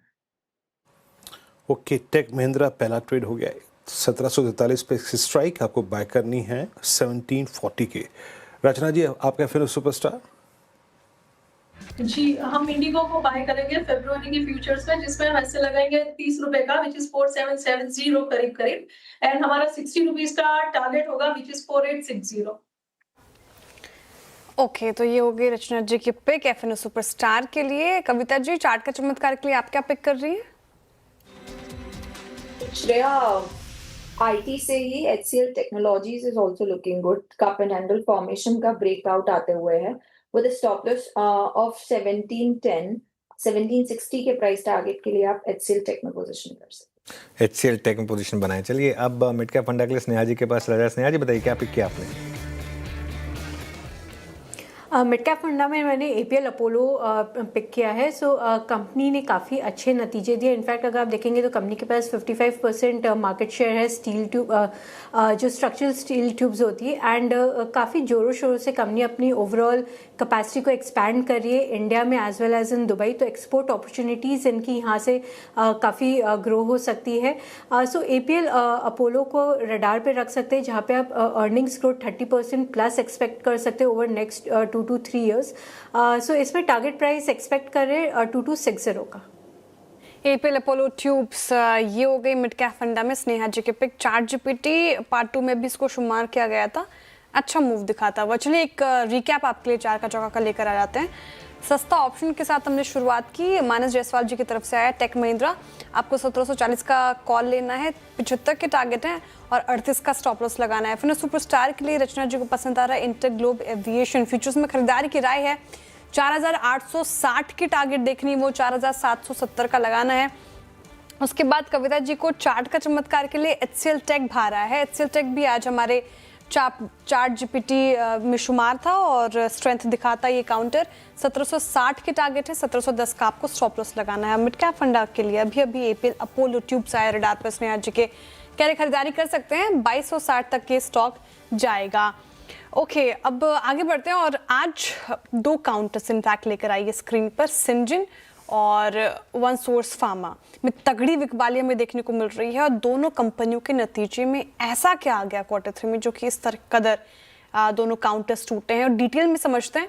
यतिन जी हमारे साथ मौजूद है। यतिन जी गुड आफ्टरनून। दोनों ही काउंटर्स में तगड़ी बिकवाली, क्या आया ऐसा नतीजों में? बिल्कुल, गुड आफ्टरनून श्रेया। देखिए सबसे पहले अगर हम बात करें तो सिंजीन लास्ट वीक से ही स्टॉक में आपने एक तगड़ी गिरावट देखी है। आज भी स्टॉक 11% नीचे, और इसका रीजन है कि ब्रोकरेजेस ने स्टॉक को डाउनग्रेड किया है क्योंकि इन्होंने गाइडेंस अपनी काटी है। पहले Q4 में एक्सपेक्टेशन ये था और पूरे साल FY26 का कि ग्रोथ 5% के आसपास रहेगी, लेकिन मैनेजमेंट ने अब कहा है कि ये डिक्लाइन रहेगा 5% का, यानी पहले के मुकाबले लगभग 10% की गिरावट ओवरऑल रेवेन्यूज में आपको आती हुई नज़र पड़ेगी एक्सपेक्टेशन से, और कहीं ना कहीं क्लाइंट लेवल पे जो दिक्कतें हैं, ऑर्डर कैंसलेशंस हैं, उसके चलते जो इनकी ग्रोथ है वो कमज़ोर हो चुकी है। इनफैक्ट जेफरीज ने ये काउंटर को डाउनग्रेड किया है, 480 कर दिया टारगेट, जो पहले 660 रुपये का था, और इन्होंने FY 27 का एस्टिमेट भी लगभग 18% से काटा है। स्टॉक की अगर हम बात करें सिंजीन की, तो लास्ट 12 महीने में 37% नीचे है, तो कहीं ना कहीं 12 महीने में स्टॉक ने एक बड़ा अंडर परफॉर्मेंस किया है। और इसी के साथ वन सोर्स स्पेशलिटी फार्मा की बात करें, स्ट्राइड्स में से अलग हुआ कंपनी है। और अगर हम बात करें तो सेमाग्लूटाइड जो वेट लॉस ड्रग है, इसमें लॉन्च की दिक्कतें आ रही हैं कंपनी को कनाडा में, खास करके डॉक्टर रेड्डीज में भी ये दिक्कत देखी गई थी। और अगर हम QOQ और YOY देखें तो रेवेन्यू में एक बड़ा फॉल है, एबिटा 88% डाउन है, और अगर हम कंपनी की बात करें तो 47 करोड़ का लॉस इन्होंने इस क्वार्टर में बताया है, और पिछले साल यही क्वार्टर में 67 करोड़ का प्रॉफिट था। तो कहीं ना कहीं यहाँ कमज़ोर नतीजों के चलते आपने एक 20% का डाउनटिक इमीडिएट बेसिस पे देखा है। ऑलराइट, शुक्रिया यतिन। तो ये स्टॉक्स काफ़ी बड़ी गिरावट इनमें, दोनों स्टॉक्स में, सिंजीन तो F&O का स्टॉक भी है, यहाँ बड़ी गिरावट आप देख रहे हैं। चलिए अब आगे बढ़ते हैं, और हमारे साथ सोहम एसेट मैनेजर्स के फाउंडर और CIO संजय पारेख जुड़े हैं, जिन्हें इक्विटी मार्केट में 30 साल से ज़्यादा का अनुभव है। रिसर्च और इक्विटी फंड में लंबे अरसे से इन्होंने काम किया है। Oil and gas, cement, banking, IT और मीडिया जैसे सेक्टर्स पर अच्छी पकड़ है। सोहम एसेट मैनेजर की शुरुआत से पहले ASK इन्वेस्टमेंट और ICICI प्रो म्यूचुअल फंड जैसी जगहों पर भी संजय जी ने काम किया है। Sanjay ji, good afternoon. बताइए, मार्केट में इस समय एक क्लियरली बेयर मार्केट चल रही है, भले ही निफ्टी उसे ना रिफ्लेक्ट कर रही हो, लेकिन स्टॉक्स में तो चल ही रहा है वो। इतनी अंडर परफॉर्मेंस हमारी मार्केट की आप किस तरीके से देख रहे हैं इसे? नहीं, so Anuj, we were cautious last year, and हमारा mandate large cap का है कि 70% at least large cap all throughout we had in our fund. So मुझे लगता है कि काफी अच्छा करेक्शन आज 18 महीने में हो गया है। टाइम करेक्शन काफी अच्छा हो गया है। वैल्यूएशंस अभी if you look at 26, 27, ये साल we would have less growth for Nifty, or maybe more like 1070, 80. But अगले साल for sure slowly recovery आएगी, and that is reflecting even in December, January numbers, and more like 1260-70 का earnings for Nifty. But 27-28 में, which is 12 to 15 months away, we can easily get 1425, 1415 of earnings. And India will still deserve, we believe, 20 times. So हमें लग रहा है कि यहाँ से price correction काफी हो गया है. Time correction will happen for a while based on the recovery in earnings in Q4. And मुझे लग रहा है Q4 earnings should slowly definitely recover, but it will be a slow recovery. Sujit जी, आपने कहा कि प्राइस करेक्शन काफ़ी हो चुका है, time correction is due. I mean considering जो आपने कहा कि Q4 में आपको नंबर्स के एक अच्छी पॉसिबिलिटी नजर आ रही है। एक्सक्यूज मी सर, मैं सुन नहीं पाया आपको। मैं ये कह रहा हूँ सर कि आपने कहा कि हाँ, मैं अपने प्रश्न को दोबारा दोहरा रहा हूँ। आपने कहा प्राइस डैमेज काफ़ी हो चुका है, टाइम करेक्शन माइट भी, अगर आप देखें, एक पॉसिबल है थोड़ा सा। और आपने Q4 की अर्निंग्स को लेकर थोड़ा सा ऑप्टिमिज्म दिखाया है। स्पेस कहाँ नजर आ रहा है? बिट ऑफ रिस्क अगर मैं लार्ज कैप में लेना चाहूँ, कहाँ स्पेस है बाइंग के, इसमें कहाँ वैल्यूएशन से आप कंफर्टेबल है इस वक्त? बहुत जगह अभी निफ्टी में honestly there is lot of choice, and we are हम तो हमारे क्लाइंट को बोल रहे हैं कि अभी ये टाइम है पैसा डालने का, and we are able to see that also trickling, because अगर हम थोड़ा प्रीएम्प्ट करें तो फॉर श्योर अर्निंग्स ग्रोथ आएगी, स्लोली आएगी। सो हमें निफ्टी में अभी बहुत जगह पॉकेट्स में वैल्यू दिख रही है। फाइनेंशियल्स क्लियरली रीजनेबली वैल्यूड है, कैपिटल गुड्स में भी वैल्यू है, टेलीकॉम हमें अच्छा लग रहा है, एंड एवरीथिंग हम रिजल्ट के दायरे से नहीं देख रहे हैं, लॉन्गर टर्म देख रहे हैं। कभी कभी कोई रिजल्ट वीक भी हो सकता है।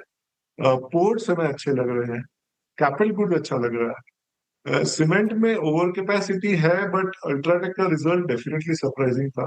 तो हमें लार्ज कैप सीमेंट में लगता है कि काफी टाइम करेक्शन हो गया है एंड प्राइस करेक्शन हो गया है, तो यहाँ भी थोड़ा we can start nibbling now. So but हमारा ब्रॉड थीसिस है domestic overweight, global underweight, and वो हम अभी भी रखेंगे हमारा stand. Okay, Sanjay ji good afternoon, Shreya बात कर रही हूँ। मैं पोर्टफोलियो ही देख रही थी आपका, सेक्टर वाइज वेटेड जो है उसमें कैपिटल गुड्स में आप ज़्यादा एक्सपोजर रखते हैं, 10% ज़्यादा वेटेज है। इसके पीछे का कारण क्या है सर? कैपिटल गुड्स को लेकर इतने ऑप्टिमिस्टिक क्यों हैं आप? और साथ ही इसको भी अगर सेग्रीगेट करना चाहें आप, तो जिनकी पोर्टफोलियो में शुमार नहीं है, क्या वो कौन से स्टॉक्स, या फिर थोड़ा और सेक्टर स्पेसिफिक हो जाए तो वो शुमार कर सकते हैं? Yeah. So Shreyaji, as you see, we have the largest conglomerate Larsen & Toubro, which we believe is a big beneficiary capex domestic में और globally, and they are still reasonable. I mean, इतने सस्ते नहीं है, but ऐसे expensive भी नहीं.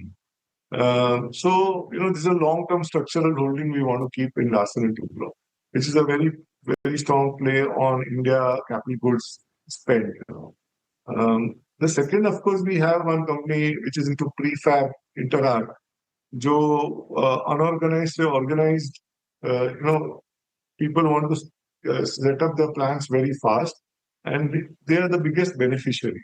वहाँ पर 5-10 साल का growth आ सकता है, because people want to spend, उनके plan उनको जल्दी करने हैं, उनके client की list बहुत ही बढ़िया। तो ये and they have grown very well, short cycle projects है, working capital की ज़्यादा जरूर नहीं है। So that is what we have, and then of course one EPC company which is Deep Value, वो भी हमें पसंद है। तो that is where we like capital goods as a segment, because India में capex तो होना ही है, हमें even in this budget we expect that वहाँ पर कोई compromise नहीं होगा, and bottom up we would we will look for opportunities there. नाम तो बता दीजिए जो आपने कहा, deep value, EPC company with deep value, नाम क्या है उसका? We own Brilliant Belcon, Anuj. We own, so उनमें 3 बिजनेस है। एक कोल का MDO है, जहाँ पर बहुत ही बढ़िया कर रहे हैं वो लोग। They will move from 25 million to 50 million, जो MDO कॉन्ट्रैक्ट्स है, 350 करोड़ का प्रॉफिट ये साल आएगा, which can go all the way to 900 crores in 3 years. And then their InvIT के यूनिट है, and the core standalone business EPC का है। लास्ट ईयर ऑर्डर नहीं आए थे, अभी ऑर्डर भी आने लगे हैं। So when you do the SOTP, we think seriously there is deep value, क्योंकि खाली कोल और इनविट से ही करंट मार्केट कैप जस्टिफाइड है, पर अब ज्यादा होगा और आपको स्टैंडर्ड बिजनेस पूरा फ्री मिल रहा है। तो ये लास्ट 1 साल में नहीं चला है, but we still own and we think there is money to be made. Okay, चलिए। अच्छा, एक चीज़ मैं आपसे पूछूं, एक्सचेंजेस, कैपिटल मार्केट प्लेस, इन पर क्या व्यू है आपका? आज MCX में शानदार तेज़ी है, एक्चुअली लगातार रही है, लेकिन यहाँ पर कोई स्टॉक्स हैं क्या आपके रेडार में, आपके पोर्टफोलियो में, जो आप डिस्कस करना चाहें? Yes, so Anuji, we own Angel. We like that space. Near term, of course, derivative volumes come थे, but structurally they are very, very well poised. And काफी reasonable है valuation में भी. So ये आज भी more like 2200-2300 करोड़, 22,000-23,000 करोड़ का market cap है, and उनका बेस अर्निंग 800-900 करोड़ का है। And when things get revived because of the new businesses where they're investing in wealth, AMC, and of course on the lending side there will be a DSA. In 2-3 साल में आराम से there will be a meaningful growth in earnings. So we like this because of the valuation. The franchise is very strong, and they're pretty large players. As much. I mean, Zerodha and Grow has also done well, but so has Angel. So that's why we like it, and the capital marketplace, and others also. AMCs we like. We don't own it, but at a point we used to own it.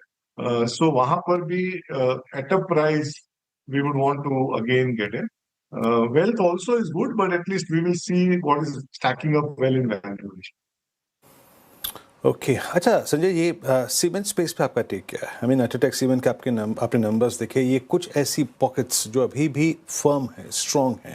Look at Dalmia Bharat, look at UltraTech cement cement space पे आपका take? तो हमारा earlier we were overweight, and हमने almost 4 quarters back हमने We own a small way Ambuja and Grasim. Grasim, you are indirect holding of Ultratech because they own 60% of Ultratech. And it's a better way to play cement, VSF chemical and paints. तो हमें we have participated through Grasim. Over capacity अभी भी है cement में and demand growth कम था, which is definitely a concern. So that certainly is a worry, but all the larger players are dramatically cutting costs. And to their advantage, crude has been soft. Petcoke में भी कोई बड़ा spike नहीं है. And of course, the GST benefit they have passed on, and now slowly they are trying to increase prices. So, we believe that despite the overcapacity, which will remain for a while, demand growth अगर 7-8% का रहा, so the larger players will definitely get market share, and that is reflected in Ultratech's earnings, and I will see that happening even in Ambuja's in terms of volume growth and market share. So that's where now, as I said, time correction भी हो गया है, price correction भी हो गया है. So slowly हमें लग रहा है कि धीरे-धीरे सीमेंट का एक्सपोजर बढ़ाना चाहिए. ओके सीमेंट पर आप पॉजिटिव हैं, लेकिन Sanjay ji what led to a zero allocation in sectors like IT and consumer staples? क्या ये आप स्ट्रक्चरल अंडरवेट देख रहे हैं या फिर अभी वैल्यूएशन के लिहाज से या करंट वैल्यूएशन के लिहाज से आपका ये कॉल है? Yeah, so Shreya, we are underweight on IT. हमारे पास Infosys है, but we are big underweight there because हमें clearly growth में challenges लग रहे थे, and not only the आगे के 2 साल, पीछे के 3 साल भी आप देखिए 3 से 4 साल, तो growth has been more like 4-5%. So, and valuation, we all of them are broadly 20 times on FY28, and अगले 2 साल के earnings भी they'll be quite below a single digit. So we believe that because of AI, they will benefit, but there will also be cannibalization of revenues. And हमें growth में challenges लग रहे हैं, इसीलिए हम underweight. FMCG, we've been underweight for now 3.5 years and almost zero. And that is mainly because हमें consumption play करना है, but FMCG के through नहीं. बिकॉज वहां पर हमें लगता है द मोट, उनका जो डिस्ट्रीब्यूशन मोट है वो अटैक हो रहा है, ग्रोथ नहीं आ रहा है, कंपटीशन बढ़ रही है और वैल्यूएशन सस्ता है. तो वहां पर while we are very positive on consumption, but FMCG through हमें पार्टिसिपेट नहीं करना. अच्छा, एक बात पूछूंगा आपसे. हमें कुछ ऐसे स्पेस ऐसे हैं संजय जी जहाँ पे सिवियर प्राइस डैमेज हुआ है. फॉर इंस्टेंस रियल एस्टेट को देखिए, 60% retracement, price correction. But cement जब रियल एस्टेट कोलैप्स होता है तो आइसोलेशन में कोलैप्स नहीं होता है, उसके बहुत सारी ब्रांचेस हैं. आप चाहे वो होम इम्प्रूवमेंट को ले लीजिए, आप रियल एस्टेट एंसिलरी को ले लीजिए, आप HFCs को लेंगे. इस पूरी की पूरी बास्केट में जो प्राइस डैमेज हुआ है उसको आप कैसे रीड करें? Is there any buying opportunity anywhere या फिर अवॉइड करें इस पूरे स्पेस को अभी? नहीं, from an opportunity point of view, अगर आप इंडिया की लिस्टेड सेगमेंट का मार्केट कैप गिने तो ब्रॉडली 5 लाख करोड़ है रियल एस्टेट का, विच इज, अगर ये साल 400 लाख करोड़ का हम जीडीपी ले FY27 में, तो it's 1.25%, which is pretty low compared to global established organised players.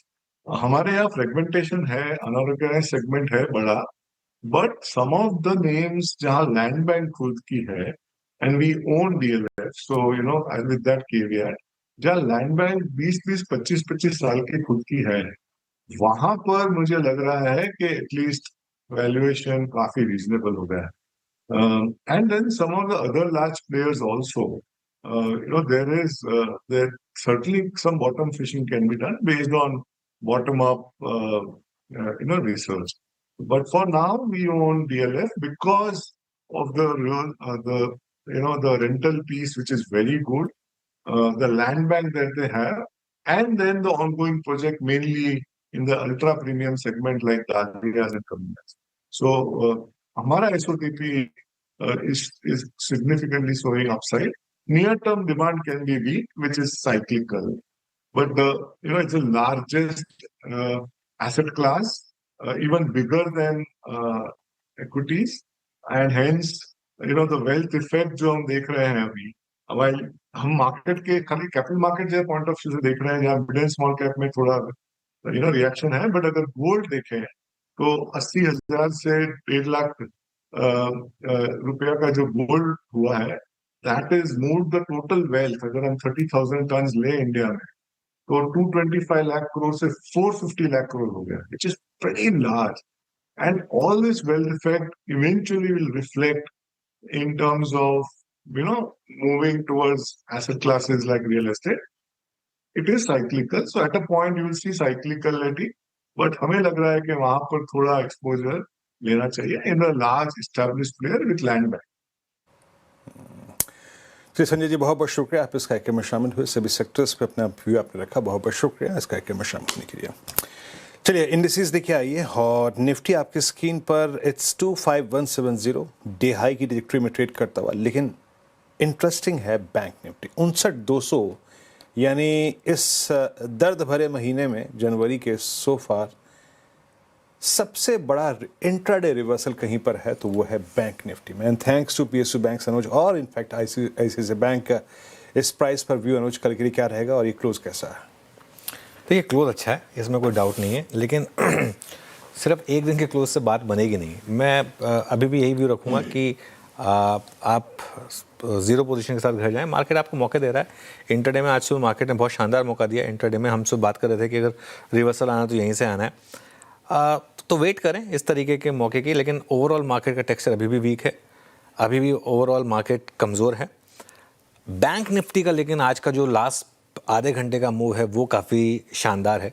जिस तरीके से बैंक निफ्टी आप डे हाई पर बंद हुआ है, ऐसे 2-3 दिन और चाहिए मार्केट को, ऐसे 2-3 दिन मिल जाएं तो शायद थोड़ा सा कॉन्फिडेंस लौटे। एक और दिक्कत क्या है, ओवरनाइट आप पोजीशन कैरी इसलिए भी नहीं कर सकते क्योंकि अगले 2-3 दिन ओवरनाइट ग्लोबल क्यूज़ भी काफ़ी इंपॉर्टेंट हो जाएंगे। आई थिंक कल शाम को फेड का डिसीजन आना है, आज शाम को पता नहीं ट्रम्प क्या बोल दें, you never know about this things. तो अभी स्ट्रिक्टली इंट्राडे रहें अपने आप को, बहुत ज़्यादा इस चीज़ से। आज एक्सपायरी भी है तो थोड़ा मार्केट काफ़ी शॉर्ट था, मार्केट ने अपना प्रीवियस लो रिविजिट किया, उसे डिफेंड किया और मार्केट ने एक रैली दे दी आपको। ये पॉसिबल है कि अब ये जो लो है इसको मार्केट ने 2 बार टेस्ट किया, ये बच जाए, लेकिन उसकी कंफर्मेशन के लिए 2-3 दिन ऐसी क्लोज चाहिए हमको, तब एक कंफर्मेशन मिलेगा। चलिए अब कल की ट्रेड की तैयारी करते हैं। पहले तो इनके पास चलते हैं, डीलिंग रूम चेक कर लेते हैं। Good afternoon. और डीलिंग रूम्स का फ्लेवर थोड़ा पीएसयू स्टॉक्स की तरफ ज़्यादा है। डिफेंस पीएसयूज में से बीईएल ये काउंटर है जहां डीलर्स बीटीएसटी की रिकमेंडेशन कर रहे हैं 425 से लेकर 430 तक के टारगेट्स के लिए। तो ये काउंटर है जो डीलर्स को पसंद आ रहा है, और डीआईएस भी काफ़ी सारे पीएसयू शेयर्स आज खरीद रही है। और दूसरा पीएसयू स्टॉक है पीएनबी, और पीएसयू बैंक्स में से एक काउंटर है जो पिछले आधे घंटे में अच्छी खासी बाइंग देख रहा है। इनफैक्ट डीलर्स की अगर आप माने तो यहाँ भी एक बीटीएसटी की स्ट्रैटेजी ली जा सकती है, जहाँ डीलर्स को लगता है कि 3 से 4% का अप मूव एक वीक भर में देखने को मिल सकता है फब सीरीज में। ओके, पीएसयू बैंक्स की तरफ डीलर्स का झुकाव। शुक्रिया यतिन जी। तो ये स्टॉक्स रखे रडार पर, पीएनबी साथ ही बीईएल। अब हमारा पैनल किस तरफ है वो समझ लेते हैं। बताइए गाबा सर, क्या चुन रहे हैं आप? ध्यान है मेरा एमसीएक्स पर। सेटअप के हिसाब से इसमें स्ट्रेंथ तो है, नो डाउट अबाउट इट, और आज भी अच्छा मूव लग रहा है। ट्रेड करें 2407 पर एमसीएक्स, स्टॉप लगाना चाहिए करीब 2385, करीब 15 और 7 22 रुपए का स्टॉप लॉस है। ऑन द अपसाइड जो टारगेट है वो है 2460 एमसीएक्स। एमसीएक्स होगी गावा सर की बीटीएसटी। रचना जी आपने क्या कैरी किया? जी, इंडियन होटल्स को फरवरी के फ्यूचर्स को लॉन्ग कर सकते हैं 652 के एसएल के साथ, अभी 657 पे है। हम अपसाइड पे टारगेट लगाएंगे 665 का। ओके, आपका ट्रेड हो गया इंडियन होटल 657 पे। अमित, आप क्या ट्रेड कैरी करेंगे? वीरेंद्र जी, मैं स्टेट बैंक ऑफ इंडिया के साथ जाऊंगा। यहाँ पे एक हम अच्छा खासा थ्रस्ट देख रहे हैं, 10 डेमा से वापस एक पुल बैक देखा है। लगभग 1053 का प्राइस है, 1040 का स्टॉप लॉस रहेगा और टारगेट्स हमारे रहेंगे 1085 के। ओके कविता जी, आपके पिक क्या होगी कल के लिए? पीएसयू बैंक से ही bank of India on higher time frame काफी अच्छा स्ट्रेंथ लिए हुए है। एज ऑफ नाउ 162 के लेवल पर है with a stop loss of 159 for the price target of 168, 170, Bank of India. Okay, Arun ji आपकी ट्रेड कल के लिए? Anuj ji, again metal space के साथ ही जाना चाहूंगा। तो जेएसडब्ल्यू स्टील में बीटीएसटी करने की सलाह है। 1200 के ऊपर क्लियर ब्रेकआउट है तो एज ए बीटीएसटी ट्रेड लेके जाए। 1202 का स्टॉप लॉस रहेगा और 1242 का target. Okay, JSW steel BTST trade, Manas आपका ट्रेड क्या रहेगा? तो देखिए सोना कॉम्स पे खरीदारी करके जाएंगे। सोना कॉम्स अपने 200 मूविंग एवरेज के ऊपर क्लोज हो रहा है, तो इसके फ्यूचर में खरीदारी करेंगे। 489 के आसपास के प्राइस चल रहे हैं। स्टॉप लॉस 479 के रहेंगे और टारगेट 510 रुपए के रहेंगे, 510। ओके चलिए, आज की डेट्स पूरी हुई मार्केट डे हाई पर, और क्या शानदार रिवर्सल दिया निफ्टी ने आज सुबह के उस लो से। एक बार उसको रिटेस्ट किया था करीब 11 बजे, लेकिन उसके बाद फिर रिकवरी, और जो लो था 24,932, इसकी सिग्निफिकेंस समझ लीजिए। सीरीज़ का लो था 24,920 का, अब 24,932, और इनफैक्ट क्लोजिंग बेसिस पर भी हम ऑलमोस्ट जो उस दिन जिससे रिकवरी थी ऑलमोस्ट वही देख रहे हैं, और एटलीस्ट क्लोजिंग बेसिस पर 25,000 को बचा रहे हैं हम। ये एक मार्केट के लिए थोड़ा सा आपके लिए पॉजिटिव होगा। वीरू के पास चलते हैं और जानते हैं कि क्या ब्रेड्थ में भी ये रिकवरी दिखाई दी। वीरू बताइए। हाँ, विजिबल थी अनुज, डेफिनेटली वो रिकवरी ब्रेथ में भी विजिबल थी। और आपके स्क्रीन पे अगर आप देखें लॉन्ग 73, और ज़्यादातर ये लॉन्ग्स जो थे वो केंद्रित थे, टारगेटेड थे बैंक्स की तरफ, PSUs। 67 में short covering, no doubt about that कि आज शॉर्ट और लॉन्ग अनवाइंडिंग के कंपैरिजन में अगर आप देखें तो लॉन्ग और शॉर्ट कवरिंग का जो रेशियो है वो ऑलमोस्ट ट्वाइस। सोना BLW, उसके बाद Adani energy solutions, Bharat dynamics, axis bank, Adani ports. Adani group के स्टॉक्स में एक सब्सटेंशियल शॉर्ट कवर था, और वो अदानी एंटरप्राइज में विजिबल है। हिंदुस्तान जिंक इस दौर की हाईएस्ट ट्रैजेक्टरी पे। JSW steel, SAIL, NALCO metals एक बहुत स्ट्रॉन्ग कड़ी रही, along with banks, along with Adani group के stocks. JSW energy, Godrej consumer complete collapse, M&M में एक क्लोज 200 EMA के नीचे। Kotak earnings impact, Asian Paints earnings का इम्पैक्ट, और 200 EMA के नीचे क्लोज हुआ है स्टॉक। बाकी सिंजन में बुरा दौर, पोस्ट नंबर्स कायम, Nova wealth complete crack, CG power, Patanjali foods और ब्लू स्टार में कंप्लीट कोलैप्स था। ये कुछ काउंटर जहां पे आज लॉन्ग अनवाइंडिंग हुई। जरा एक बार पूरा का पूरा वाइट गुड सेगमेंट रखिएगा। हालांकि देखिए मैं ज़्यादा इस पर बात नहीं करूंगा, बट ब्लू स्टार ऑलमोस्ट आज जुलाई 25 के बाद अब तक की सबसे लोवेस्ट ट्रैजेक्टरी में। माना इस ब्रेकडाउन को आप कैसे रीड करते हैं? और मैं अगर थोड़ा सा वोल्टास को भी समझूँ, 1334 वो एक रिवर्सल में गया आज, बट ब्लू स्टार कोलैप्स हुआ। लुक एट हेवल्स, एक बार हेवल्स भी स्क्रीन पे लेके आइएगा। आज ये 1291 पे इसने एक इंट्राडे रिवर्सल दिया, लेकिन ब्लू स्टार में कोलैप्स था। कुछ है रीड करने लायक ब्लू स्टार में? कोई डाउन स्विंग, कोई पुट के जरिए डाउन साइड खेलने का विकल्प? तो देखिए स्टॉक बिल्कुल मेरी नजर में था, क्योंकि स्टॉक ने एक फ्रेश ब्रेकडाउन दिया है। मेरा समझना है कि शायद 1600 रुपए की तरफ स्टॉक जाने की कोशिश करेगा, लेकिन प्रॉब्लम ये है कि ऑप्शन में, पुट ऑप्शन में फरवरी मंथ में लिक्विडिटी नहीं है, इसलिए ऑप्शन में तो ट्रेड नहीं ले सकते हैं। अगर हम डायरेक्शन की बात करें तो वो निगेटिव है। अगर एक ट्रेड शॉर्ट साइड पे ना हो तो कैश के लेवल्स में बता देता हूँ, 1700 रुपए के स्टॉप लॉस से बिकवाली करेंगे, 1600 रुपए तक के टारगेट पॉसिबल है। ब्लू स्टार काफ़ी वीक नज़र आ रहा है यहाँ पे बिकवाली के राय, और आई थिंक कविता जी ने भी पिक किया था इसको बिकवाली के लिए ही, यहाँ पर कमज़ोरी के संकेत। लेकिन डेज हाई की तरफ बढ़ता हुआ HDFC बैंक, और ये डेज हाई की तरफ आसपास क्लोज होगा। ICICI बैंक भी डेज हाई की तरफ, तो यहाँ पर बैंकिंग में प्योरली स्ट्रेंथ है। लेकिन मेरी नज़र जा रही थी FMCG पैक से, जब थोड़ी रिकवरी आने की गुंजाइश नजर आ रही थी स्क्रीन पे, तो FMCG को लीड करते हुए नजर आए। टाटा कंज्यूमर एक बार रखिएगा स्क्रीन पर। हालांकि टाटा कंज्यूमर ही देखिए 3.5% की तेजी के साथ अब क्लोज होने की तैयारी कर रहा है after result. Amit ji, Tata consumer इसको कैरी कर सकते हैं क्या, जिस तरीके से आज भागा है आफ्टर रिजल्ट?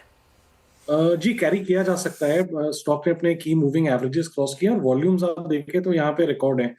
तो यहाँ पे हम स्टॉप लॉस छोटा सा रखेंगे 1180 का। प्रोबेबली यहाँ पे 1210 से 1220 तक के टारगेट्स हम देख सकते हैं कल के सत्र में।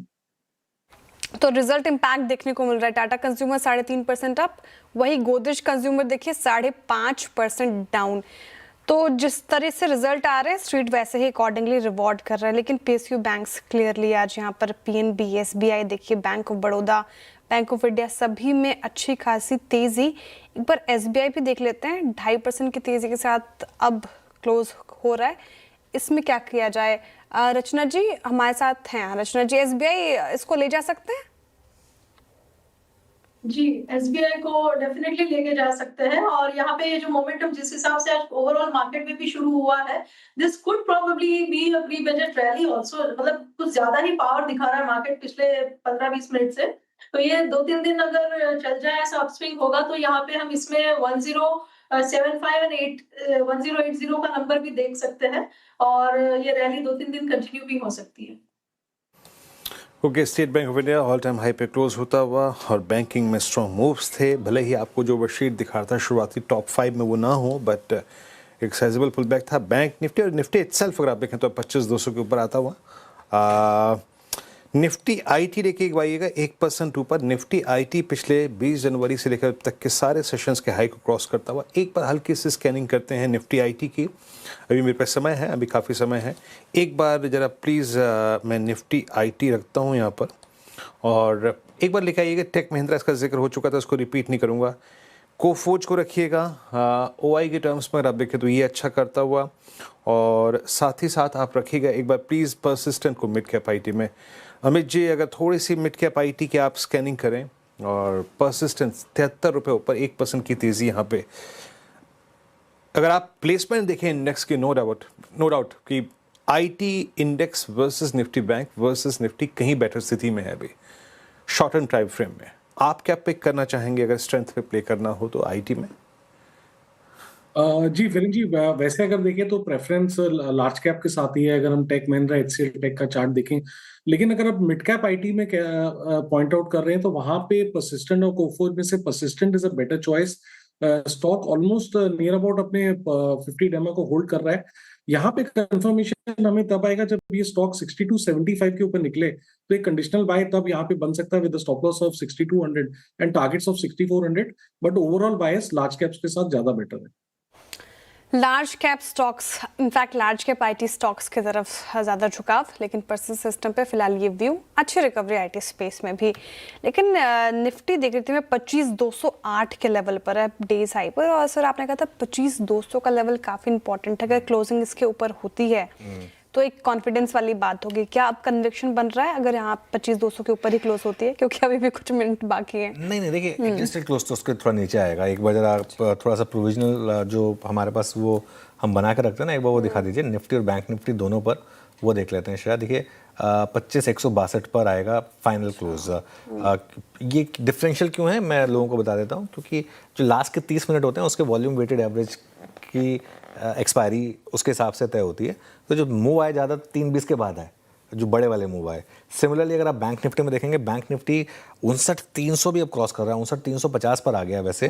लेकिन इसकी भी आई थिंक एडजस्टेड क्लोजिंग जो है मेरे ख्याल से करीब 59,200 के करीब रहेगी। एक्चुअली 59,200 भी नहीं है, 59,146 है। लेकिन ट्रेडेड रेट इंपॉर्टेंट है, ट्रेडेड रेट इंपॉर्टेंट है। जो निफ्टी पर आज हम 25,200 पर बंद हुए हैं और बैंक निफ्टी पर आज हम जिस तरीके से बंद हुए हैं 59,340 पर। अब आप एक चीज़ कह सकते हैं, कल अगर फॉलो थ्रू मिल जाए मार्केट को तो फिर एक सेंस बनेगी, क्योंकि फिर सब चीज़ें अलाइन होंगी। आपने सीरीज़ का लो टेस्ट किया, आपने उसे नहीं तोड़ा। आई थिंक हमने थर्सडे को बात की थी कि वो लेवल एक बार जरूर टेस्ट होगा वापस। टूटे या ना टूटे वो पता नहीं, अगर टूट गया तो 24,000 का रास्ता खुलेगा, लेकिन एक बार टेस्ट जरूर होगा। वो टेस्ट हो गया, अब वो डिफेंड हो गया और मार्केट वन वे नहीं करता कभी भी। आई थिंक एक बार जगह बन रही है निफ्टी में, और कुछ नहीं तो मीन रिवर्जन के हिसाब से 25,350 25,400 है अभी भी मार्केट वीक, और है अभी भी बड़ा टेक्सचर सेल ऑन रैली का, इसमें कोई डाउट नहीं है। हाँ, अनलेस 3-4 दिन ऐसे मिल जाए जिसमें आपको इस तरीके की क्लोज मिल जाए जहाँ पर हम डे हाई पर बंद हो, ये आ जाए। एक और चीज़, इंडिया विक्स लेकर आइए एक बार जरा।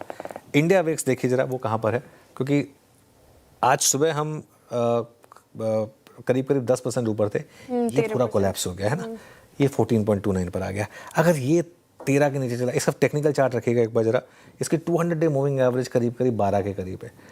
या तो ये थोड़ा सा वापस अपने आप को बिहेव करके उसके नीचे निकल जाए, अगर वो हो जाए इंडिया विक्स पर और 2-3 दिन इस तरीके की आपको क्लोज मिल जाए, तो मुझे लग रहा है कि थोड़ा सा कॉन्फिडेंस वापस लौट सकता है। ये देखिए टेक्निकल चार्ट है इंडिया विक्स का, तो उस लेवल के नीचे आने की ज़रूरत है। इन 2-3 चीज़ों में नजर आएगी, लेकिन आज की क्लोज विदाउट अ डाउट शानदार है। शानदार क्लोज है और वो स्क्रीन पर नजर आ रही है। और ऐसे ही 2-3 दिन क्लोजिंग मिले तो फिर कन्विक्शन और स्ट्रांग होगा, मार्केट में कॉन्फिडेंस बढ़ेगा। क्लियरली बैंक निफ्टी और पीएसयू बैंक्स और मेटल्स की लगातार चर्चा हुई सीएनबीसी आवाज पर कि अगर स्ट्रेंथ लौटती भी है और होती भी तो पीएसयू बैंक्स और मेटल एज अ पैक आपके रडार पे रहना चाहिए। प्राइवेट बैंकिंग स्पेस में भी अच्छी रैली। और एक आखिरी मेरी तरफ से चार्ट चेक मैं लेना चाहूंगी एचडीएफसी बैंक का।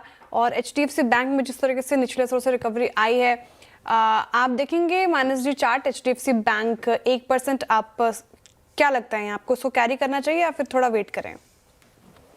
थोड़ा वेट करेंगे। ये सही है कि 10 डे मूविंग एवरेज टेस्ट हुआ है, अगर कल ये 935 के ऊपर सस्टेन करेगा तो फिर खरीदारी करेंगे। 918 रुपए का स्टॉप लॉस लगा लेंगे और 960 रुपए तक के टारगेट उस केस में पॉसिबल है। जी HDFC बैंक आज सुबह फर्स्ट डिनायल था HDFC बैंक में। कोलैप्स होने से पहला इनकार किसी स्टॉक ने किया था वो था ये, और ये जनवरी कॉन्ट्रैक्ट का सेकंड पुट राइटर्स जोन 900 बचा के ले गया, वहीं से पुल बैक इसमें।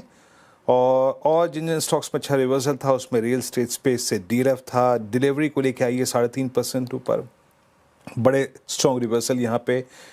और वारी जिसमें अर्निंग्स का बेनिफिट था हमारे पास, उस रिवर्सल में अर्निंग्स ने बहुत बड़ी भूमिका निभाई। 20 डेमा के नीचे पहला अगर आप देखें साइन जो होता है रिवर्सल का वो दिखाता हुआ। और अगर आप देखें जो स्टॉक्स अच्छा आज एक मूव देखे गए, NMDC ने आज 3 क्रिटिकल एवरेजेस को रीगेन किया। ये कुछ स्टॉक्स थे, हिंदुस्तान जिंक को मैं जिक्र कर ही रहा हूँ, ऑल टाइम हाई पे क्लोज हुआ। और अगर आप देखें मतलब जहाँ पुट राइटर्स का कन्विक्शन झलक रहा था, वेदांता लेके आइएगा 3% ऊपर क्लोज होता हुआ वेदांता, और ये 3% की तेज़ी 706 पे याद रखिएगा। वेदांता अपने करियर हाइस पे ऑल टाइम हाई पे क्लोज होता हुआ, यानी वेदांता और एक हिंदुस्तान जिंक इस दौर के हाई पे क्लोज हो रहा है, लेकिन हिंदुस्तान जिंक ने भी जुलाई 2024 का हाई नहीं क्रॉस करा है। तो मेटल्स में सबसे स्ट्रॉन्ग अपटिक्स, और ये एक बार नालको लेके आइएगा 385 पे, नालको भी ऑल टाइम हाई पे क्लोज होता हुआ। तो 2 स्क्रिप्स मेटल्स से अगर आप देखें आज ऑल टाइम हाई पे क्लोज होती हुई। और टूवर्ड्स एंड मेरे स्क्रीन पे जो डेरिवेटिव्स की टिक्स हैं उसमें एक चीज़ क्लियरली विजिबल है कि इट्स PSU बैंक्स और PSU बैंक्स जो कि कल के लिए अच्छा कन्विक्शन कैरी कर रहे हैं। अनुज, ये 2-3 थीम मेटल्स की और बैंक्स की आज बहुत स्ट्रॉन्ग रही है। Anuj, over to you for closing. बिल्कुल वीरू, और देखिए SBI अब मार्केट कैप के हिसाब से नंबर 2 पर आ गया है। बैंकों में अगर आप देखें तो शानदार मूव के बाद करीब 2.25% ICICI बैंक से ज़्यादा मार्केट कैप अब इस समय SBI का है। और एक्सिस बैंक ने कोटक बैंक को रिप्लेस किया है, नंबर 4 की पोजीशन पर अब एक्सिस बैंक है।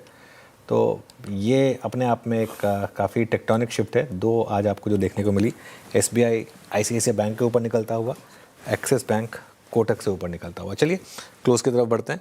और देखिए निफ्टी करीब 180 पॉइंट ऊपर था। ये एरो पे जाइएगा, पीछे के बैकग्राउंड को थोड़ा इग्नोर करिएगा। बैंक निफ्टी करीब 850 पॉइंट ऊपर था। निफ्टी IT ये भी करीब आपको 400 पॉइंट ऊपर दिखाई देगा। मिड कैप इंडेक्स ये करीब 1% ऊपर था। स्मॉल कैप इंडेक्स आएगा, ये भी करीब 1%, 3/4% ऊपर था। एडवांस डिक्लाइन इवन था, लेकिन सुबह बहुत ख़राब था, उस हिसाब से रिकवरी मानी जाएगी। 1500 बढ़ने वाले शेयर, 1500 ही करीब गिरने वाले शेयर इस समय आपको दिखाई देंगे। सेक्टोरल गेनर्स से शुरुआत करते हैं। बहुत समय के बाद हमें मौका मिला है सेक्टोरल गेनर्स के साथ शुरुआत करने का। उसमें निफ्टी मेटल सबसे ऊपर, आज एक बार फिर से 3.25% की रैली। देखिए मेटल्स और PSU बैंक्स ये 2 ही थीम हैं जो चल रही हैं, मतलब जहाँ पर आप अदरवाइज भी चाहें तो बाय कर सकते हैं। इवन वीक मार्केट में इन दोनों ने आउट परफॉर्म किया, इन दोनों ने आज भी आउट परफॉर्म किया। डिफेंस ऊपर था, कैपिटल मार्केट में अच्छी तेज़ी थी। निफ्टी बैंक और कैपिटल गुड्स यहाँ पर भी आपको ठीक ठाक तेज़ी दिखाई देगी। अब आते हैं आज के सेक्टोरल लूजर्स पर। इनमें निफ्टी ऑटो, क्लियरली वो महिंद्रा का इम्पैक्ट यहाँ पर दिखाई देगा, और FMCG एशियन पेंट्स का इम्पैक्ट यहाँ पर आपको दिखाई देगा, 0.5% नीचे था आपका। निफ्टी गेनर्स में आते हैं। सबसे ऊपर अदानी एंटरप्राइजेस, फ्राइडे का टॉप लूजर, आज का टॉप गेनर। एक्सिस बैंक शानदार नंबर्स के बाद 5% ऊपर। JSW steel, Adani ports, Grasim और टाटा कंज्यूमर, जिसके नंबर अच्छे थे by the way, operational numbers, यहाँ पर भी अच्छे गेन्स थे। निफ्टी लूजर्स में सबसे ऊपर महिंद्रा एंड महिंद्रा 4% नीचे। एशियन पेंट्स उसके तुरंत बाद करीब 3% नीचे था। Kotak bank, max health care, eternal around 250 के करीब अब, और विप्रो यहाँ पर भी गिरावट थी, करीब 1.25% नीचे अब आपको ये स्टॉक ट्रेड करता हुआ दिखाई देगा। तो कुल मिलाकर ये था आज का ओवरऑल। क्लोजिंग अच्छी है अनुज, और सुबह आपको क्लोजिंग इतनी ख़राब थी कि पंकज उदास याद आ रहे थे, और क्लोजिंग ऐसी है कि हनी सिंह वाली क्लोजिंग है ना, एटलीस्ट बहुत दिनों बाद 2026 में। Let's hope for the best for tomorrow, और कल बुधवार का दिन और नज़दीक हम सरक जाएंगे बजट के, और सुबह ये पैनल फिर आपसे मुलाकात करेगा, बात करेगा। मॉर्निंग कॉल मुरा। हाँ वैसे वीरू, लाइनें मुझे अभी भी पंकज उदास की याद आ रही हैं, अच्छी वाली। हाँ वो अच्छी वाली, वो गाना एक गज़ल थी ना, और आहिस्ता कीजिए बातें, धड़कने कोई सुन लेगा नहीं। तो वो मतलब बस ये कि थोड़ा सा ज़्यादा एक्साइटेड नहीं होते हैं इस रैली को लेकर, और थोड़ा सा बस आहिस्ता ही चलते हैं, आहिस्ता आहिस्ता। हाँ धीरे धीरे। चलिए अब एक काम करते हैं, कल ज़रूर मिलेंगे, मुलाकात होगी इस पैनल की मॉर्निंग कॉल और मुनाफे की तैयारी में। तब तक के लिए नमस्कार।